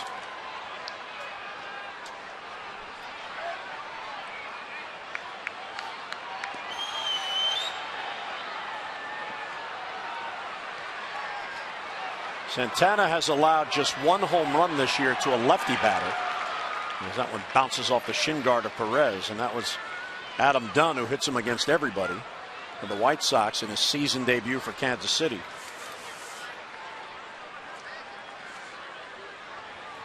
It was on April 3rd in Chicago. McLeod has 3 home runs on the year.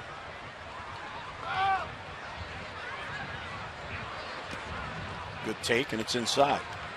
In fact, Nate did not have a home run until the road trip, and he had 3 on the trip. Yeah. Good at bat here. He works the count. So 3-2 with 2 outs and nobody on.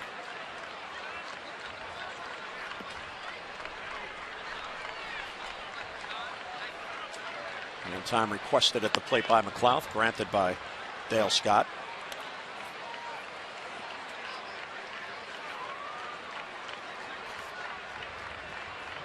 And the 3-2 is a bloop towards right field. Elliott Johnson out, won't get it. It doinks in there for a base hit and a 2-out single. Well, Santana has that streak snap. He had retired 12 in a row. And McLeod, with his first hit of the night, gets on with 2 men down. Well, Manny Machado not only has come on, he has wrestled something away from Adam Jones. 13 multi-hit games to now lead the club. Adam's at 12. That's consistently. Yeah, anybody can get a hit in a game. How about 2 hits in a game? How about doing it 13 times? That's so impressive. And he's already got a hit here tonight. There's a strike.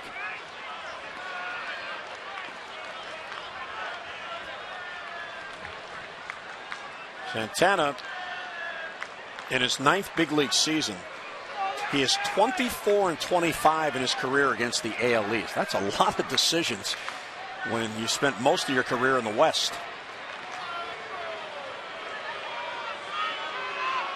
He is 4-5 against the Orioles and 2-3 here at Camden Yards, and his ERA here at Camden Yards coming in 6.69. Trails by 2 here, 3-1 in the 5th. There's that good slider down and away. Yeah, that slider has more of like a curveball break.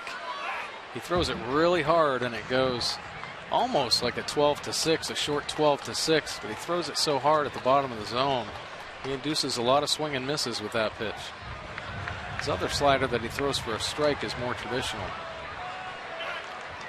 Ahead of Machado, 0-2. Pitch out, McLeod wasn't going.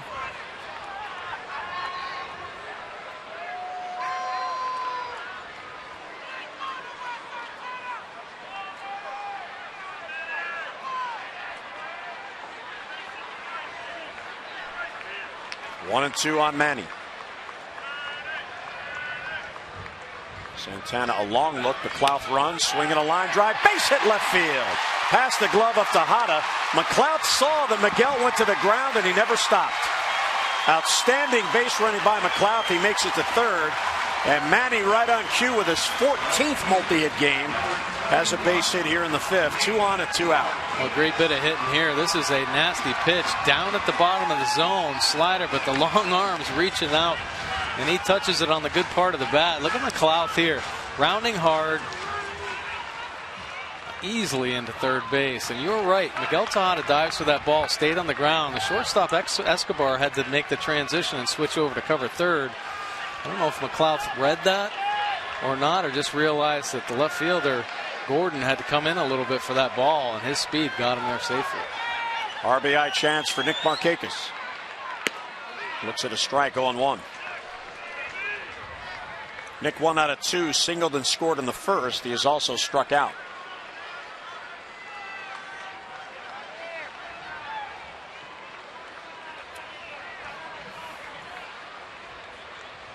Runners on the corners and 2 down.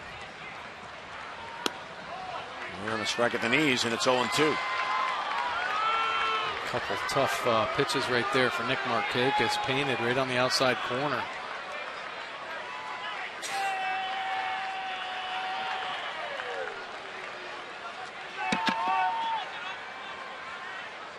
Santana long look in for a sign. And the 0-2 is down and away, a ball and 2 strikes.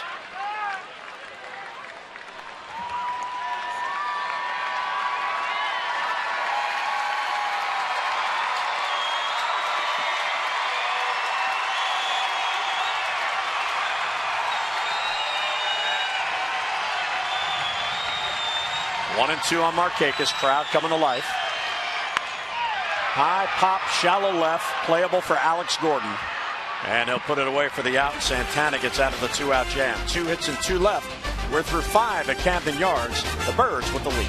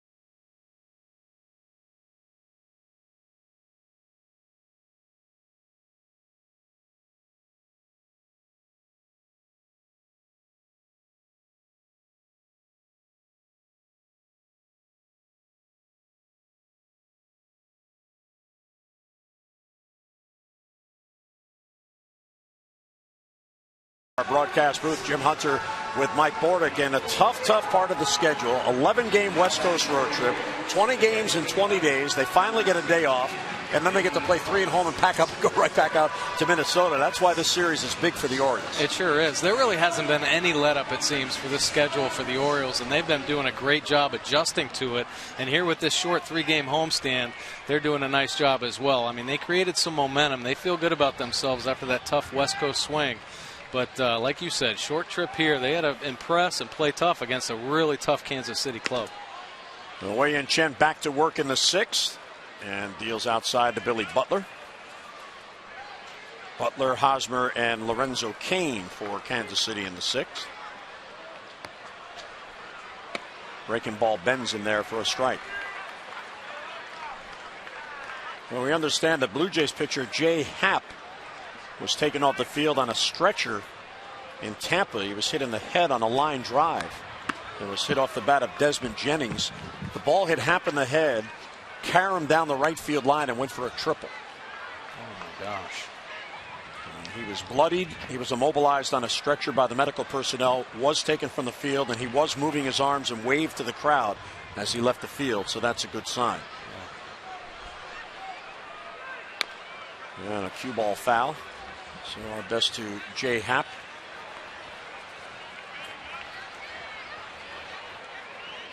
Blue Jays are trying to turn things around. They've won 2 in a row, but they're still just 12-21 in last place in the division. 1-2 on Butler. And he got a good off-speed pitch by Wei Yin Chen. And Butler goes down on strikes. Well, I think you're going to see Wei Yin Chen now coming through the 3rd time in the order, mix in his off-speed pitches. Great breaking ball here at the bottom of the zone. Nice late break to get Butler, one of the toughest right-handed hitters in the game.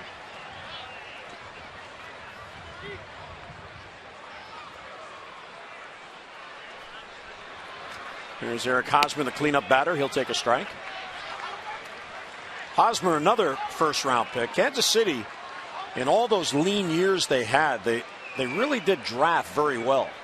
When you look at their lineup, I mean, here's Hosmer. He's 23, is their everyday first baseman. He's a first-round pick. Butler, who just struck out, a first-round pick in 2004. Alex Gordon, a first-round pick in 2005. There's a line drive to center field. Falls in front of Adam Jones for a base hit. There's a 1-out single, and Hosmer has a 2-hit game. Mike Moustakas, who's not playing tonight, he was a first-round pick in 2007. They've done a good job in those lean years of at least being able to draft and then develop players who have come up and helped the big club. That's right. They sure have.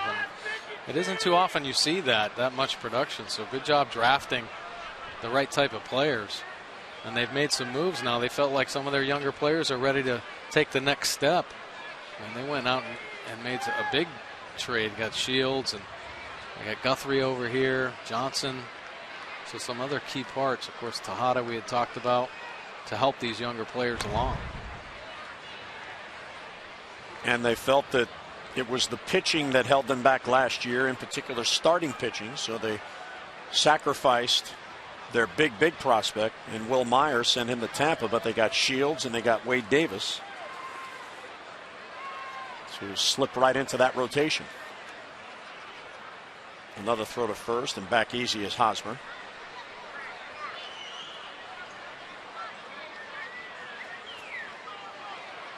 And Luke Hochevar and Bruce Chen, who had been in their rotation, they're in the bullpen now. Yeah, I think Hochevar was a top pick as well. Mm-hmm.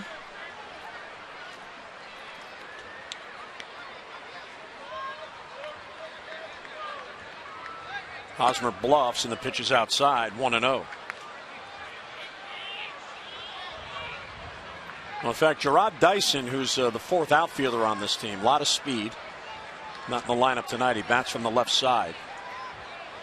He was the Royals' 50th round draft pick in 2006. He was picked 1,476th in that draft. Ground ball towards the middle. There's a base hit for Cain. The #1 overall pick in that draft was Hochevar. So they got Hochevar and Dyson in the same draft. One #1, one in the 50th round. Yeah. And they're both on this team. Different paths for sure. So another 2-hit inning. Kansas City had a 3-hit third. However, Chen, all the hits allowed have been singles in this game. And the pitch count still very manageable at 73. Here's Jeff Francoeur, who was 0 for 2.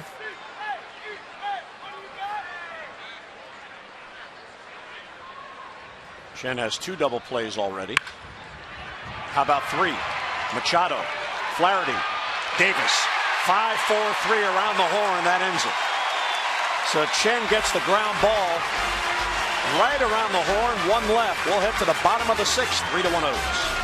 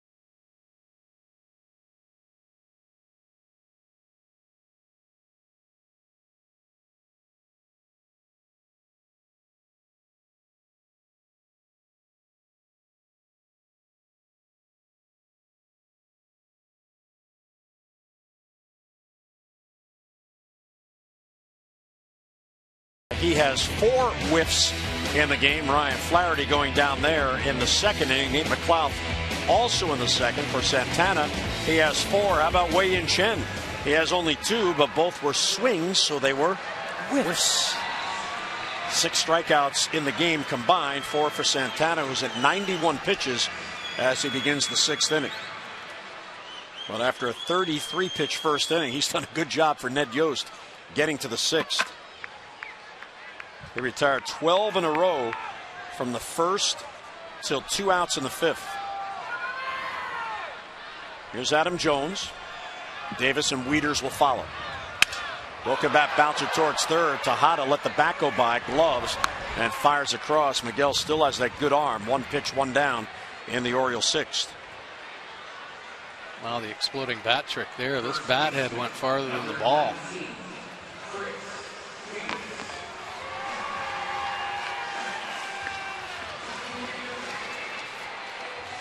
Well, Miguel Tejada is certainly comfortable at Camden Yards. He played here for 5 seasons from 2004 to 2007. 3 of those years he was an all-star, so very comfortable here in Baltimore as Chris Davis goes the other way and fouls it off.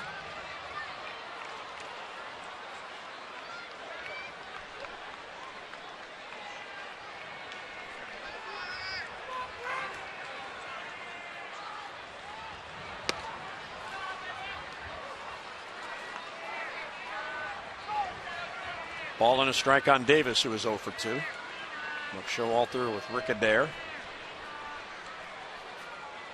Already thinking about the later innings. Well, I think Buck Showalter and Rick Adair, think 3 innings ahead all the time. And nothing against Wei-Yin Chen. I think Wei-Yin Chen's throwing well, and he's making the big pitches when he needs to. But it's just about the preparation, obviously with Buck. Always thinking ahead, so he's never caught off guard. Davis fouls it back. That evens a count at 2-2. On his last start, the loss in Seattle, Chen needed 93 pitches to get through his 4 innings. 93. He's at 73 through 6 innings. So he has found his zone once again. 2-2 to Davis inside, ball 3.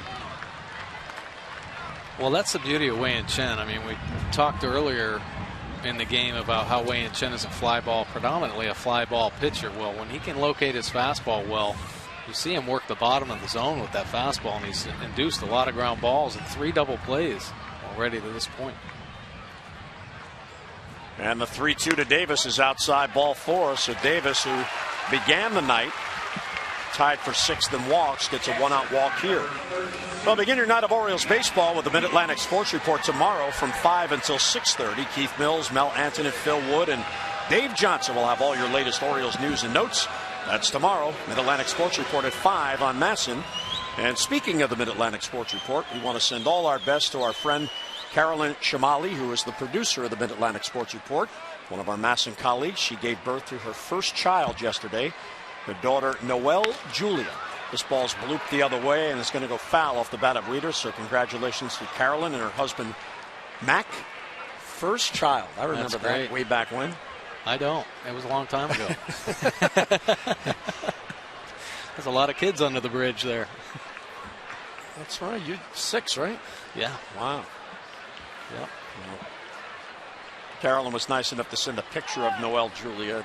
Just couldn't be cuter. Yeah, that's great. So that's wonderful. So congratulations. This ball's a high fly ball to left center field. Kane moves over, calls off Gordon, and Kane has it for the out and 2 down.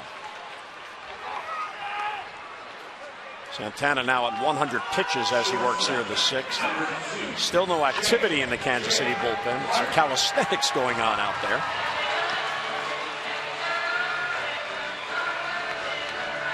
Here's J.J. Hardy with Davis on at first and 2 down. J.J. has grounded out to short and flied out to center field.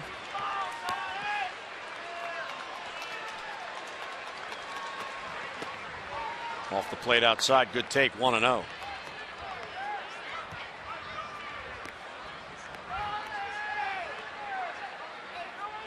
A light rain has started to fall once again. And a base hit for Hardy. JJ stays high. He's now hitting 4 in a row. And that gets Davis to second. First and second, 2 down. Great swing by J.J. Hardy. But we're talking about Urban Santana getting deeper into this ball game after that first. Well, the whole starting rotation has done a good job, and the Kansas City Royals bullpen has been the least amount of innings thrown here. Only 74 1/3 innings thrown out of that bullpen. So they're used to sitting out there with the way that the Royals starters have been doing a good job getting deep into ball games. And Santana now up over 100 pitches, but still looking pretty good, able to execute and get deeper into this ball game. Well, Ryan Flaherty with a chance. He has 2 on and 2 down. High fly ball to right, chasing Francoeur back, still going back, has a play now on the warning track, and he has it for the out. So Flaherty gives it a ride. The ballpark holds it, a walk, a hit, and 2 left. We're through 6 at Camden Yards. Birds lead at 3-1.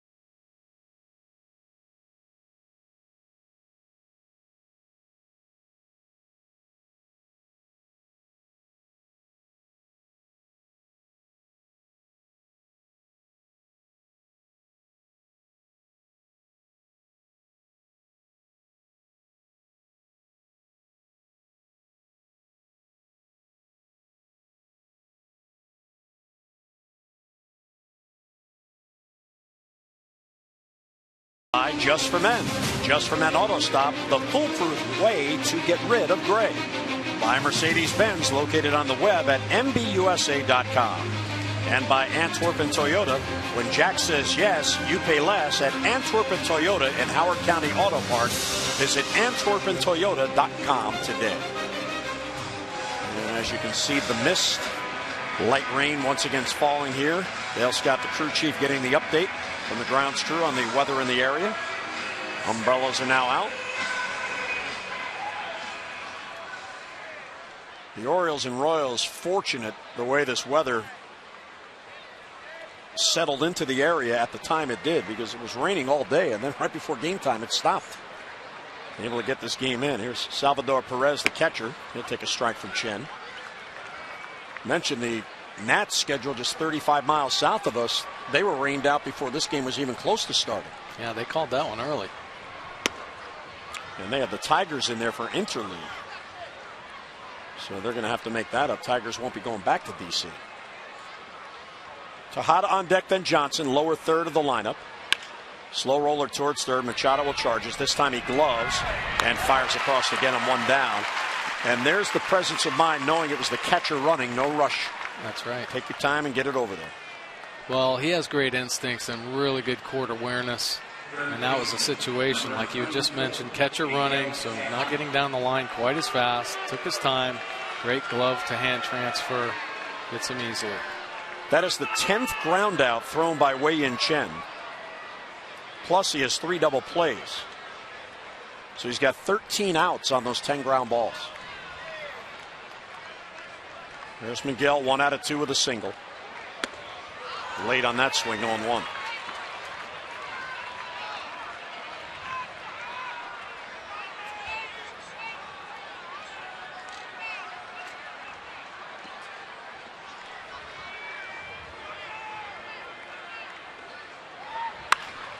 Towards the middle, Tejada's got another base hit. Wei-Yin Chen's got to be wondering, what do I got to do to have a 3-up, 3-down inning? Right. He's given up 9 base hits. All 9 hits are singles. He has been helped by 3 double play ground balls. Maybe that's what he's feeling tonight. Maybe he thinks he's going to roll another ground ball here and get out of this one. Elliott Johnson is 2 for 2, so 8 and 9 are 4 out of 5, Tejada and Johnson.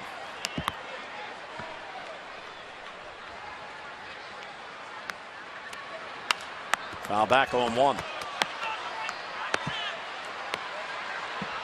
Some Collins getting loose in the Kansas City bullpen. Santana's at 103 pitches as it begins to rain a little harder. A little bit.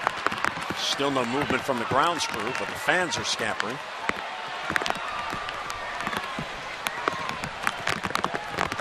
One to count on Johnson. Outside. There's Dale Scott, the crew chief. Usually here at Camden Yards, if we know there's something imminent, the grounds crews usually huddle over by the tarpaulin. There's C.B. Buckner, but there they are. They're still out there in the shed, unless they just got caught out there. And now time is being called, and the grounds crew will get this tarpaulin on the field. So hopefully this is just one of those quick moving showers, because it sure got upon us in a hurry. And we'll have a delay here with 1 out in the 7th. 1 on and 1 out. So the grounds crew now will quickly go to work to get that tarp on the field, as this rain really snuck up on them. Radar, there's a lot of green in the area, but that doesn't necessarily mean that it's right here. Yeah. You know, it could be raining north of us in Baltimore County, maybe in Harford County, but not necessarily downtown, although right now, yep, it's coming down. So we have a delay. The good news from the Orioles' perspective, it is an official game. The Orioles have the lead, and we're in the 7th inning. So rain delay here at Camden Yards. The grounds crew busy getting that tarp on the field. We're coming back to Camden Yards after this.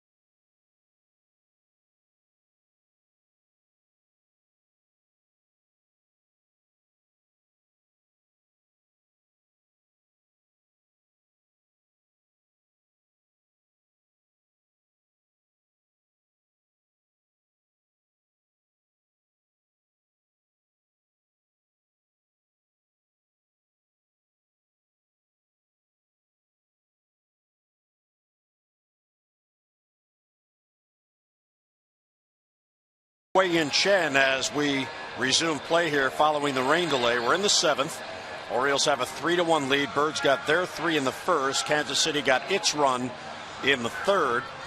Elliott Johnson is at the plate with a count of 1-1. There's 1 on and 1 out. Miguel Tejada is on at first base, and there are the numbers for Brian Mattis, who last pitched on Sunday. He faced 1 batter in the game against the Angels. Got a strikeout, and that was that. So Brian Mattis will take over here and will inherit Elliott Johnson in the count of 1-1. So that cloud burst that caused the delay is now gone. Not raining at all at the moment.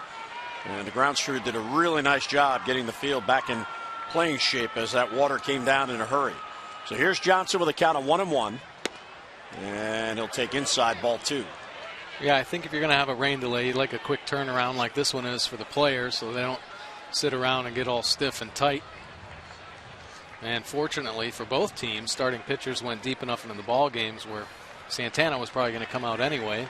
Chen probably could have pitched another inning or so. And the 2-1, swing and a miss, 2-2. Johnson's had a good day. He's 2 for 2. Wei-Yin Chen allowed 9 base hits, and all 9 of those hits singles. There's Tommy Hunter getting loose behind Brian Mattis. 2-2 with Tejada at first and 1 down. A little low, ball 3. Brian got into 4 games on the road trip. There's Tim Collins. He was just beginning to get loose as the rain came. He sat down. And now getting up again, there's Wei-Yin Chen on the Oriole bench. 3-2 with 1 down. Tejada doesn't go. And a high fly ball right center field. Jones goes back on it. Still going back. Now he gets there and he has it for the out and 2 men down. Tejada back to first. Well, nice job by Brian Mattis. Nice job by Adam Jones as well. Had to go a long way for that fly ball deep to one of the deepest parts of the ballpark.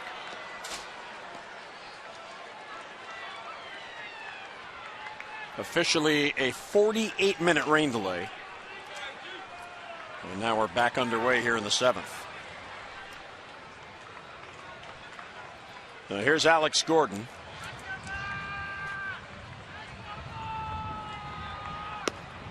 There's a strike in the outside corner. Ned Yost against Wei-Yin Chen, the Orioles starter. He stacked his lineup with right-handed batters.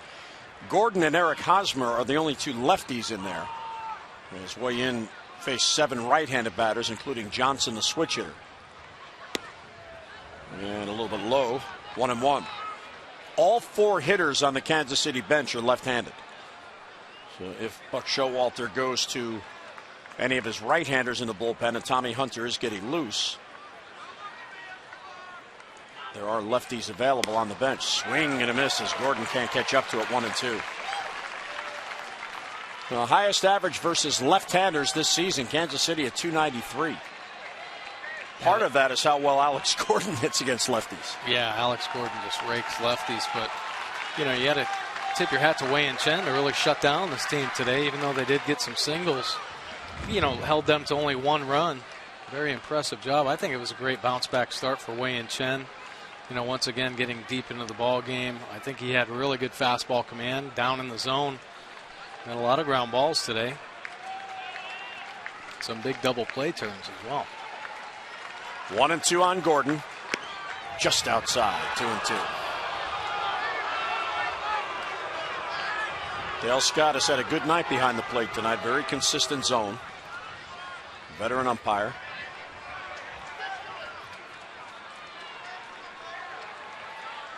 So 2-2 on Gordon. Tejada at first and 2 down. And a tapper foul. Yeah, fooled a little bit right there by Brian Mattis' slider. Old check swing. Lucky to just get a piece of that. That dirt is so thick around home plate. No chance for that to roll fair. It hit the dirt and stuck. Now 2-2 on Gordon.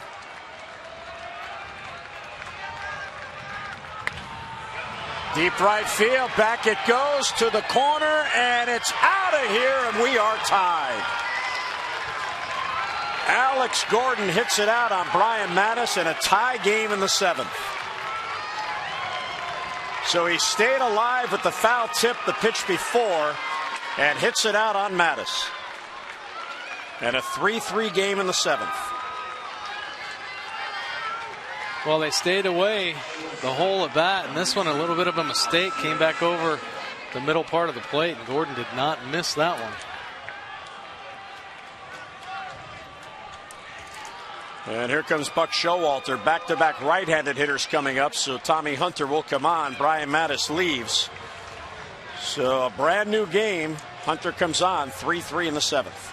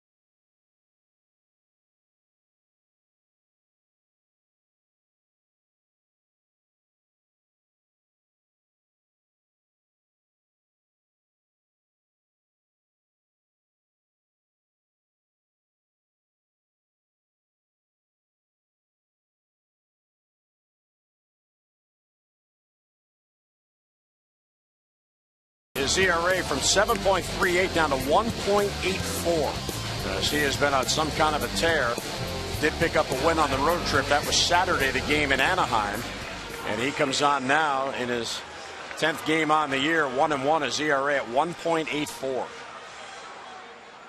So Tommy Hunter picks up for Brian Mattis, who for the first time since becoming a reliever allows an inherited runner to score. He had stranded all 26 prior to tonight. He inherited Tejada at first, who scores ahead of Gordon on the home run. Breaking ball is low, 1-0.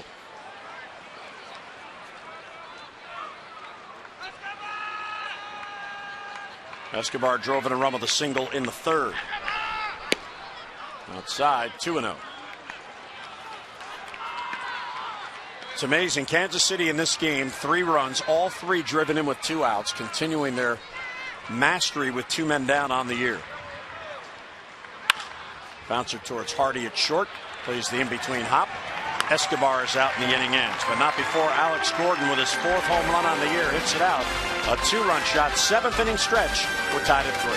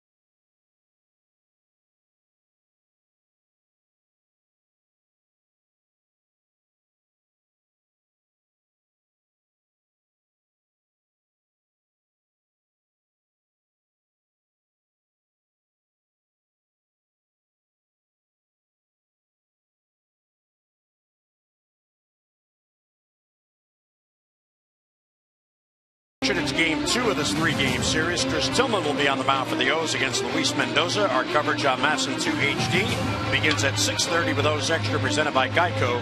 Then game coverage at 7 o'clock. We've got all the access you need right here on MASN.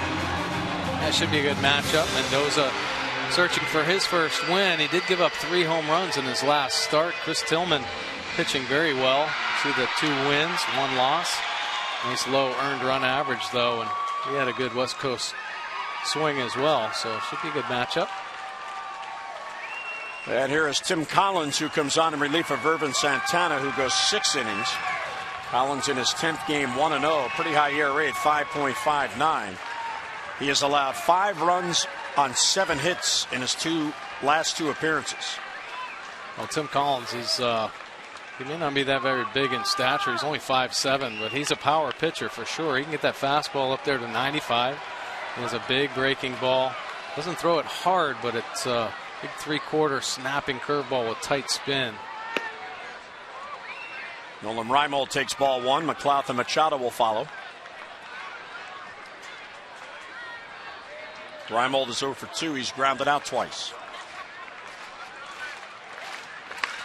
Popped him up. Tejada at third waiting, now on foul ground.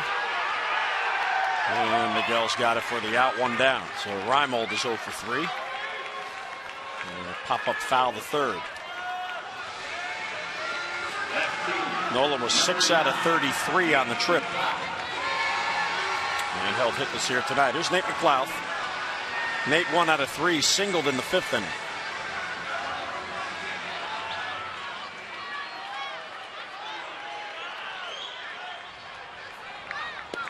Ball 1 down and away. Santana went 6 innings, 3 runs on 7 hits. He struck out 4 and walked 1. Chen 6 1/3, charged with 2 runs on 9 hits. 2 Ks and no walks. Each pitched to a no decision. Breaking ball is a little low. 2-0.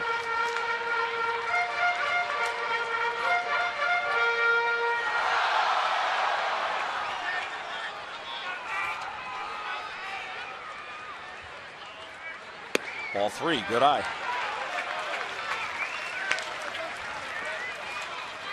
Hear the encouragement from the bench. Dave Island, his pitching coach, yelling out encouragement to Tim Collins. He's from Worcester, Massachusetts.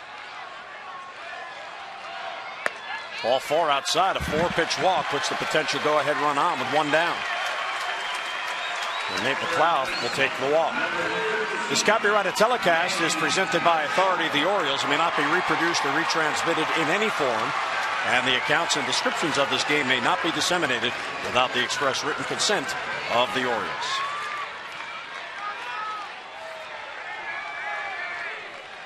Chris Davis looking on. Here's Manny Machado. He's had a good night.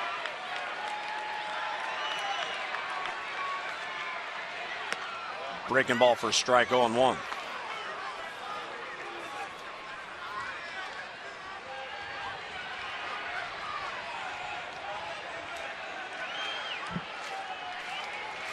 There have not been any stolen base attempts against Collins on the year.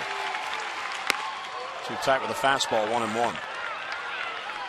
There's McLeod with his 9 steals on at first. He leads the Orioles. Well, I think if Nate McLeod can pick something up, he's going to be off and running because Collins looks like he's got a pretty high leg kick and it's pretty slow to the plate. So if he can pick up something. He's going, got a jump, throw to second, not in time.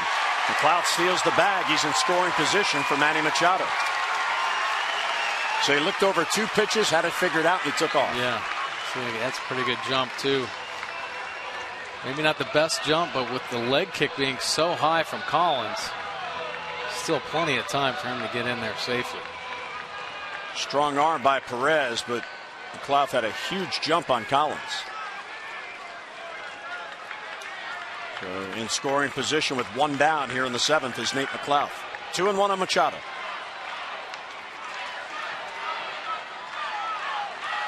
Curveball stays high, ball 3. Manny showing real patience there to lay off that pitch. Yeah. I mean, it looks so good up there at the top of the zone, but Can't do much with that pitch other than pop it up. High chopper towards short. Tejada cuts in front and throws to first to get Manny Machado for the out. 2 men down. McLeod goes to third. So the Baltimore chopper right off the plate. And a nice play by Tejada at third base. Yeah, Tejada still showing that he has the quick hands and a strong arm to make very tough play look easy. Nick Markakis now with a chance to get the Orioles the lead back. He singled back in the first, contributing in the 3-run rally, 1 out of 3 overall.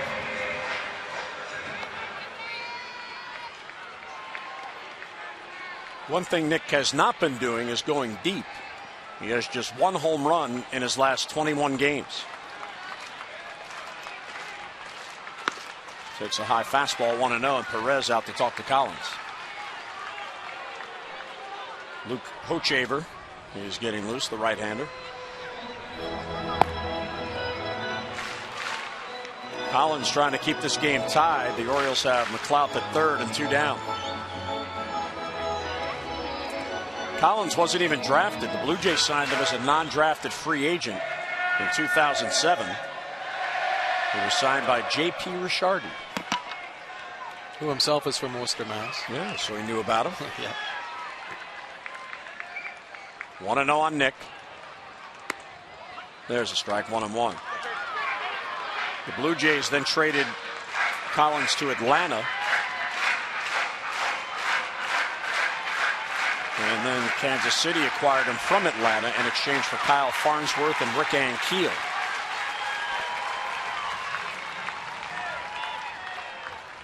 One on Markakis. McLeod at third and 2 down. Slapped foul, 1-2.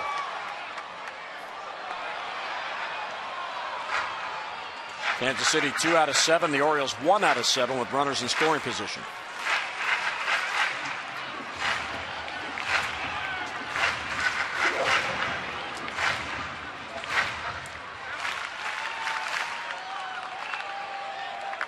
And the 1-2 to Markakis. Hit towards shortstop. Escobar knocks it down, picks it up, and gets it to first, and that ends the inning. So Collins survives the leadoff walk. Markakis hit it well to right to Santana.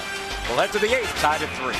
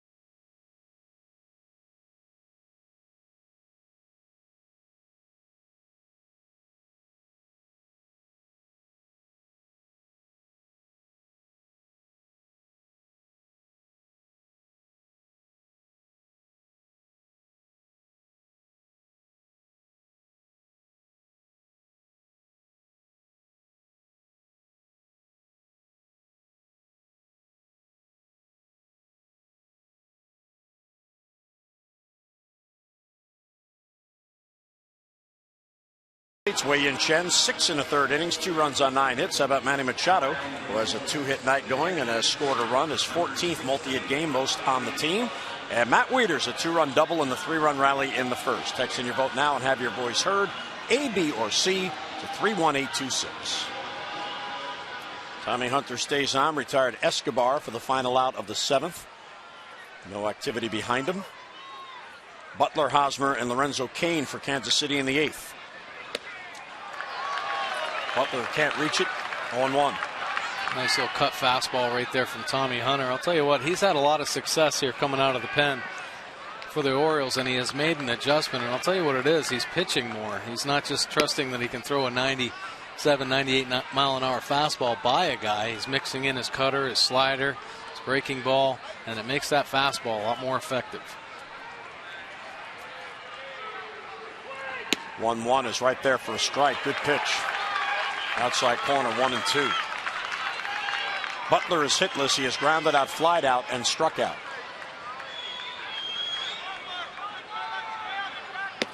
And it's outside, 2-2.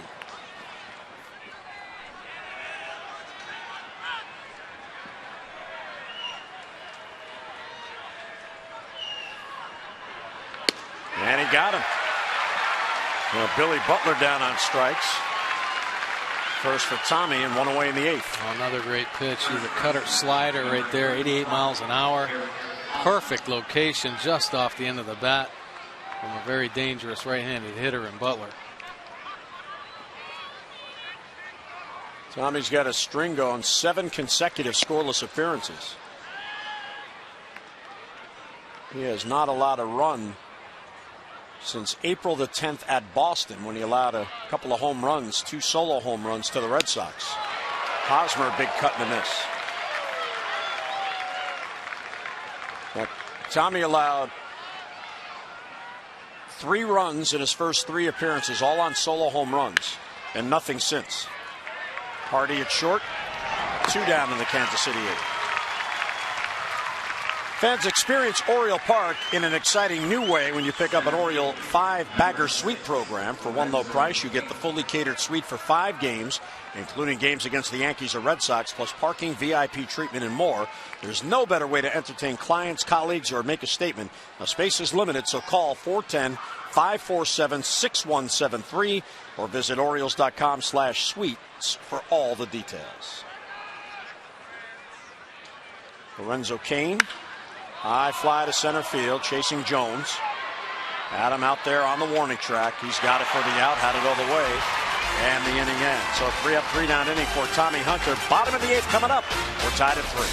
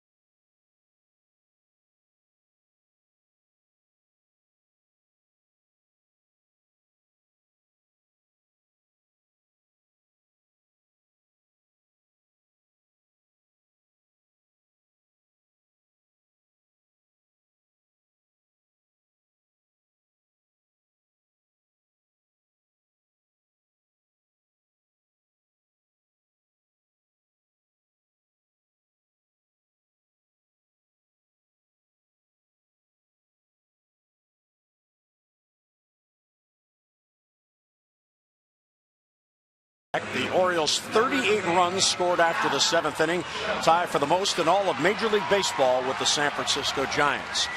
And that's how you pad your 1-loss record. You score late to win games late. Best run differential in innings 8 on. The Orioles have scored 38. They've allowed 18, a plus 20.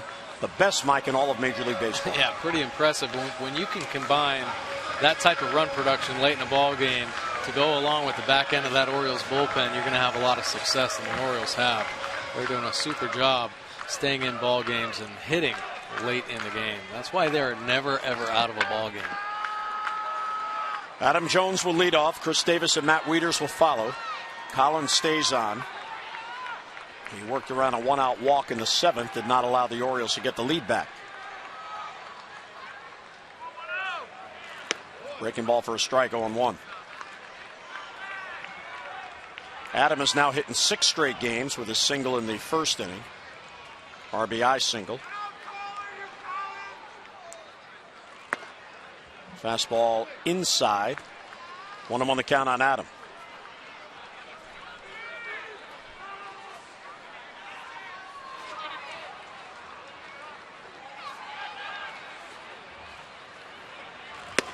Ball 2, good eye. Most RBIs by center fielders. Adam Jones with 22 coming into tonight's game, and he's added 1. Lorenzo Cain has 15. That's high, ball 3. Real good patient at bat here for Adam Jones.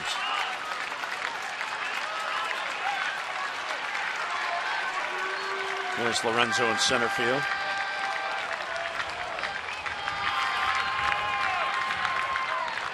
Three balls and a strike on Jones, leading off in this tie game in the 8th. Ball 4 inside. Adam Jones has only walked now 6 times all year. And you just watched that at bat, how patient he was not to chase the pitch that Collins was trying to get him to do. Well, exactly. That was pretty impressive because Adam Jones, in this type of situation, he wants to get the Orioles ahead with 1 swing of the bat, and he wasn't flinching. And granted, those pitches might have been off the plate inside, but very good approach. Nice job to get on base here in the 8th inning. Here's Chris Davis. Breaking ball bends low and away, 1-0. Ned Yost obviously left Collins on because Davis due second and Wieters on deck. A switch hitter that most teams would prefer hit right-handed since he gets so many more at-bats left-handed. 1-0, swing and a foul back on the net. Chris Davis wanted to get to that pitch. Pretty live fastball in. Almost got there.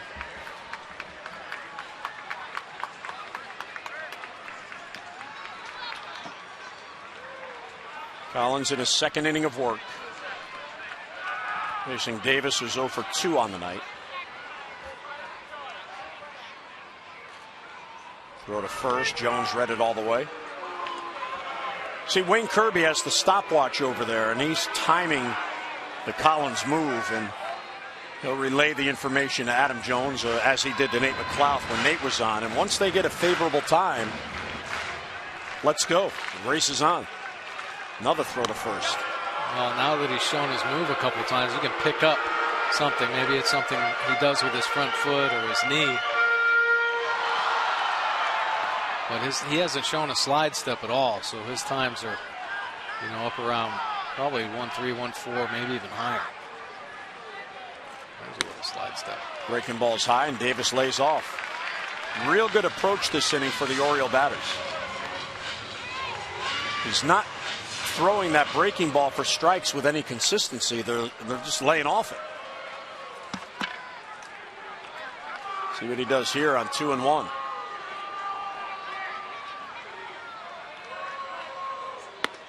Swing and a miss.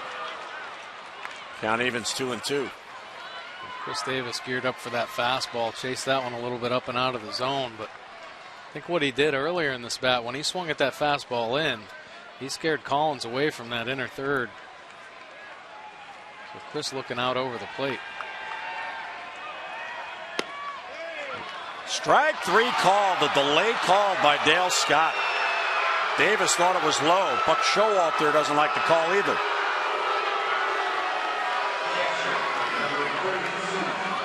Well, only because Tommy Hunter threw a pitch like this and it was called a ball. Wow. Buck shows it's at the bottom of the zone, but it looked like what he did is he waited for Perez to move the glove, then he reacted to the glove. Yeah, there was a little hesitation there. So Collins is going to go, and they'll bring in the right-hander Hochhaver to face Matt Wieters. So Jones on at first, 1 down in this tie game in the 8th.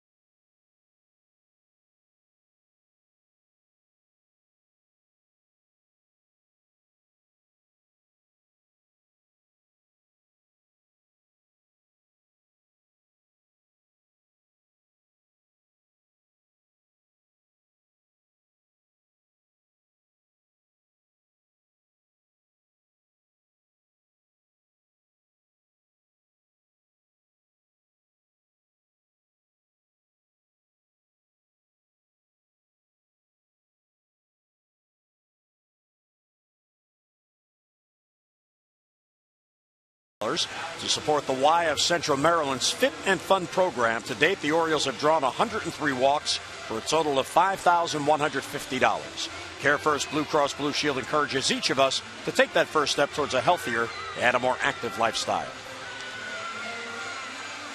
And here is Luke Hochevar, Mike, taking over in the 8th. Yeah, well, Luke Hochevar last year was a starter for the Royals. Now been moved to the bullpen and has really been excelling. Look at that earned run average, .84. Been in 7 games, 10 2/3 innings pitched, but 12 strikeouts. Still has the first full arsenal that he had as a starter. His four-seam fastball can get up in the mid 90s. Also has a curveball and a slider. Lefties are going to see an occasional changeup from him as well. So when you have that full mix, and now coming out of the bullpen, you have a lot of weapons to use at your disposal. He's only allowed 1 run. He's trying to keep Adam Jones from scoring to give the Orioles the lead. 3-3 game in the 8th. Adam with a leadoff walk. He's there now with 1 down. So here's Wieters. Swing and a miss, 0-1. Hochevar allowed a run in his first appearance on the year. And he has since gone 6 consecutive scoreless appearances, going 9 2/3 innings in that time. Learning how to adjust now. Life as a reliever. 0-1 on Wieters. Too tight, 1-1.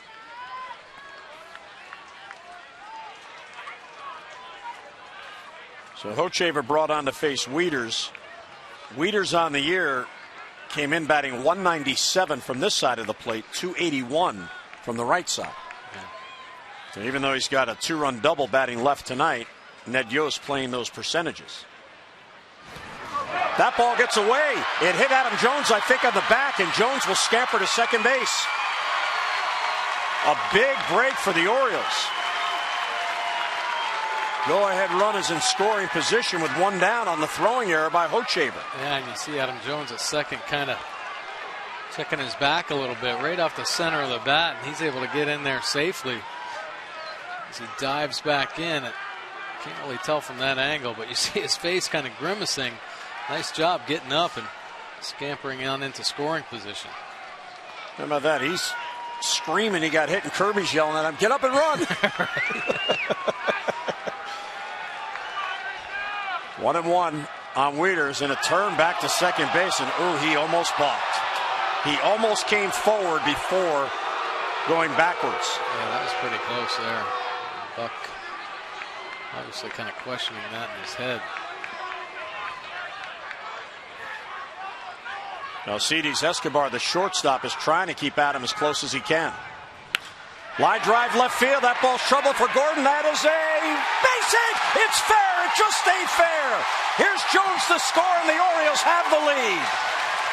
Another double for Wieters, and the Orioles back on top 4-3. Oh, a game of inches, and he found the line. Wieters a 3 RBI night. Well, great swing right there by Matt Wieters. And stays inside that ball, and it's hooking, and does just catch the line there. Pick up that double, and that base on ball. Look at Hochevar saying, get foul, get foul. Shows his frustration. Nice piece of hitting by Matt Wieters. Well, the throwing error by Hochevar made it easier for Adam Jones to score. Wieters at second, still only 1 down, and here's J.J. Hardy. Breaking ball in the dirt. Nice scoop there by Salvador Perez to block that and keep it in front. J.J. singled his last at bat. He's hitting 4 in a row.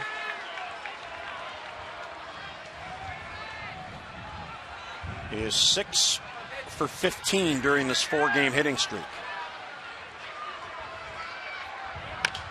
Slow roller out in front of the plate. Perez calls off the pitcher, throws off balance, and gets it to first to get Hardy for the second out. Nicely done. Wieters ends up at third, now with 2 men down. Fans, you can follow the Orioles all season long with MLB.com at bat for your iPhone, iPad, or Android. Get scores, stats, highlights, live audio, and more. Text at bat to 31826. Visit Orioles.com for all the details. And Jim Johnson, the closer, he was up anyway. Of course, in your home ballpark, managers like to bring your closer in a tie game in the top half so you can walk it off. Now it's a save situation. Yes. Ryan Flaherty with a chance to add an insurance run. Wieters at third with 2 down. Breaking ball in there for a strike, 0-1.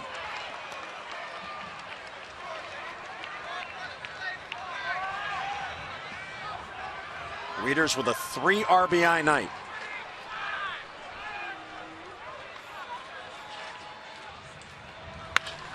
Towards right side, diving stop by Elliott Johnson. He gets up and he robs Ryan Flaherty. So Flaherty is out, but the damage done. Matt Wieters with a clutch opposite field double. The Orioles 3 outs away from a win. Here comes Johnson.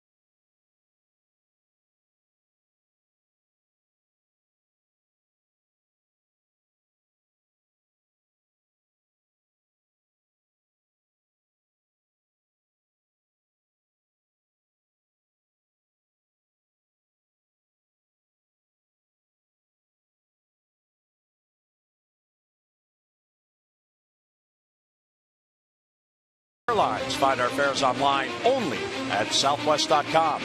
And by Verizon Fios Quantum Internet, technology that makes you feel superhuman. That's powerful. Overcast night here at Camden Yards, and the Orioles now 3 outs away from a win because of that clutch base hit by Matt Wieters going the opposite way to drive in Adam Jones with the go-ahead run. And here is Jim Johnson coming out looking for his 12th save. Yeah, Jim Johnson, like you said, he's 11 for 11 in save opportunities, looking for that 12th. He's been in 16 games.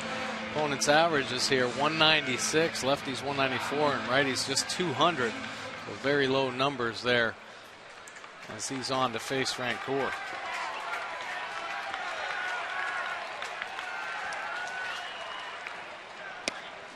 And it's a little low, 1-0.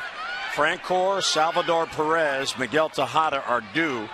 And again, there are 4 left-handed batters on the Kansas City bench, including Mike Moustakas, who did not start tonight. Foul in and out of the glove of Wieters, 1-1. Johnson has converted 32 consecutive save opportunities going back to July 30th of last year.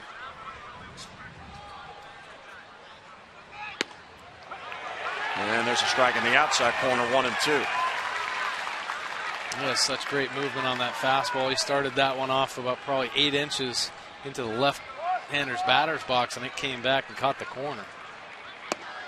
A little bit low, and 2-2 the count. The 32 in a row is too shy of Randy Myers' club record of 34 in a row. Your first year in '97, Randy had that brilliant year where he was 45 out of 46 for the season. Yeah, that was pretty impressive. It feels good when you have a closer, that you pretty much assure the game is over. Foul at the plate as Francoeur stays alive.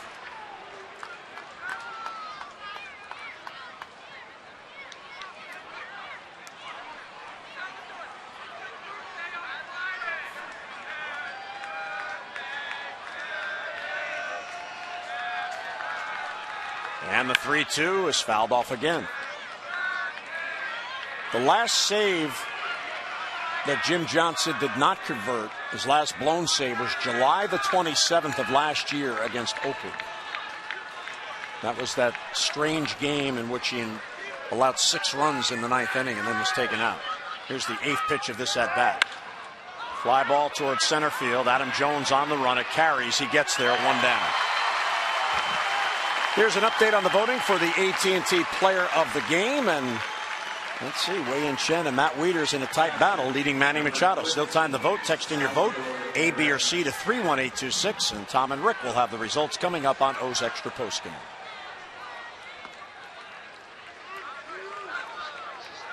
One away in the 9th. Here is Salvador Perez.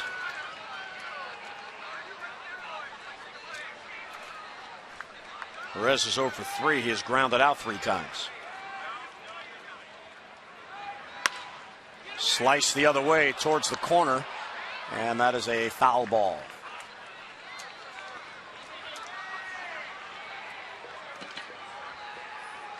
Now, you know Markakis knows his home ballpark the way he reacted to that. He saw the slice. He knew that ball was going foul. Here's the 0-1. Foul back again, 0-2.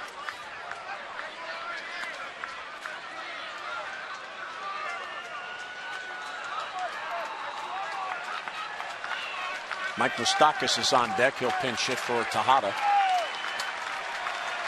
And the 0-2 is cued towards first, but goes foul. Wow. 94 miles an hour. Incredible movement. Salvador Perez just trying to get that ball off his body. Fought it off, foul. Jim had 3 saves on the road trip. The Orioles going 7-4 on the trip. Another 0-2 pitch. Breaking ball's low. He last worked on Saturday in Anaheim, a scoreless inning, to pick up his 11th save. His other 2 saves were in Oakland on the Friday and Saturday.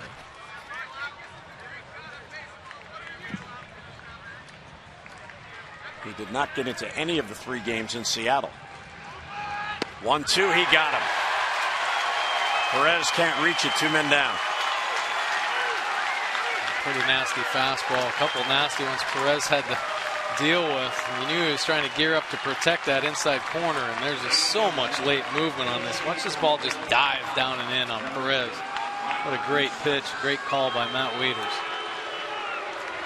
Now 2 down. Here's Mike Moustakas, who will pinch hit for Miguel Tejada.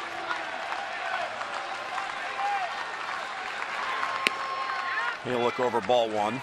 Moustakas is the regular third baseman for Kansas City, but didn't start tonight against Chen.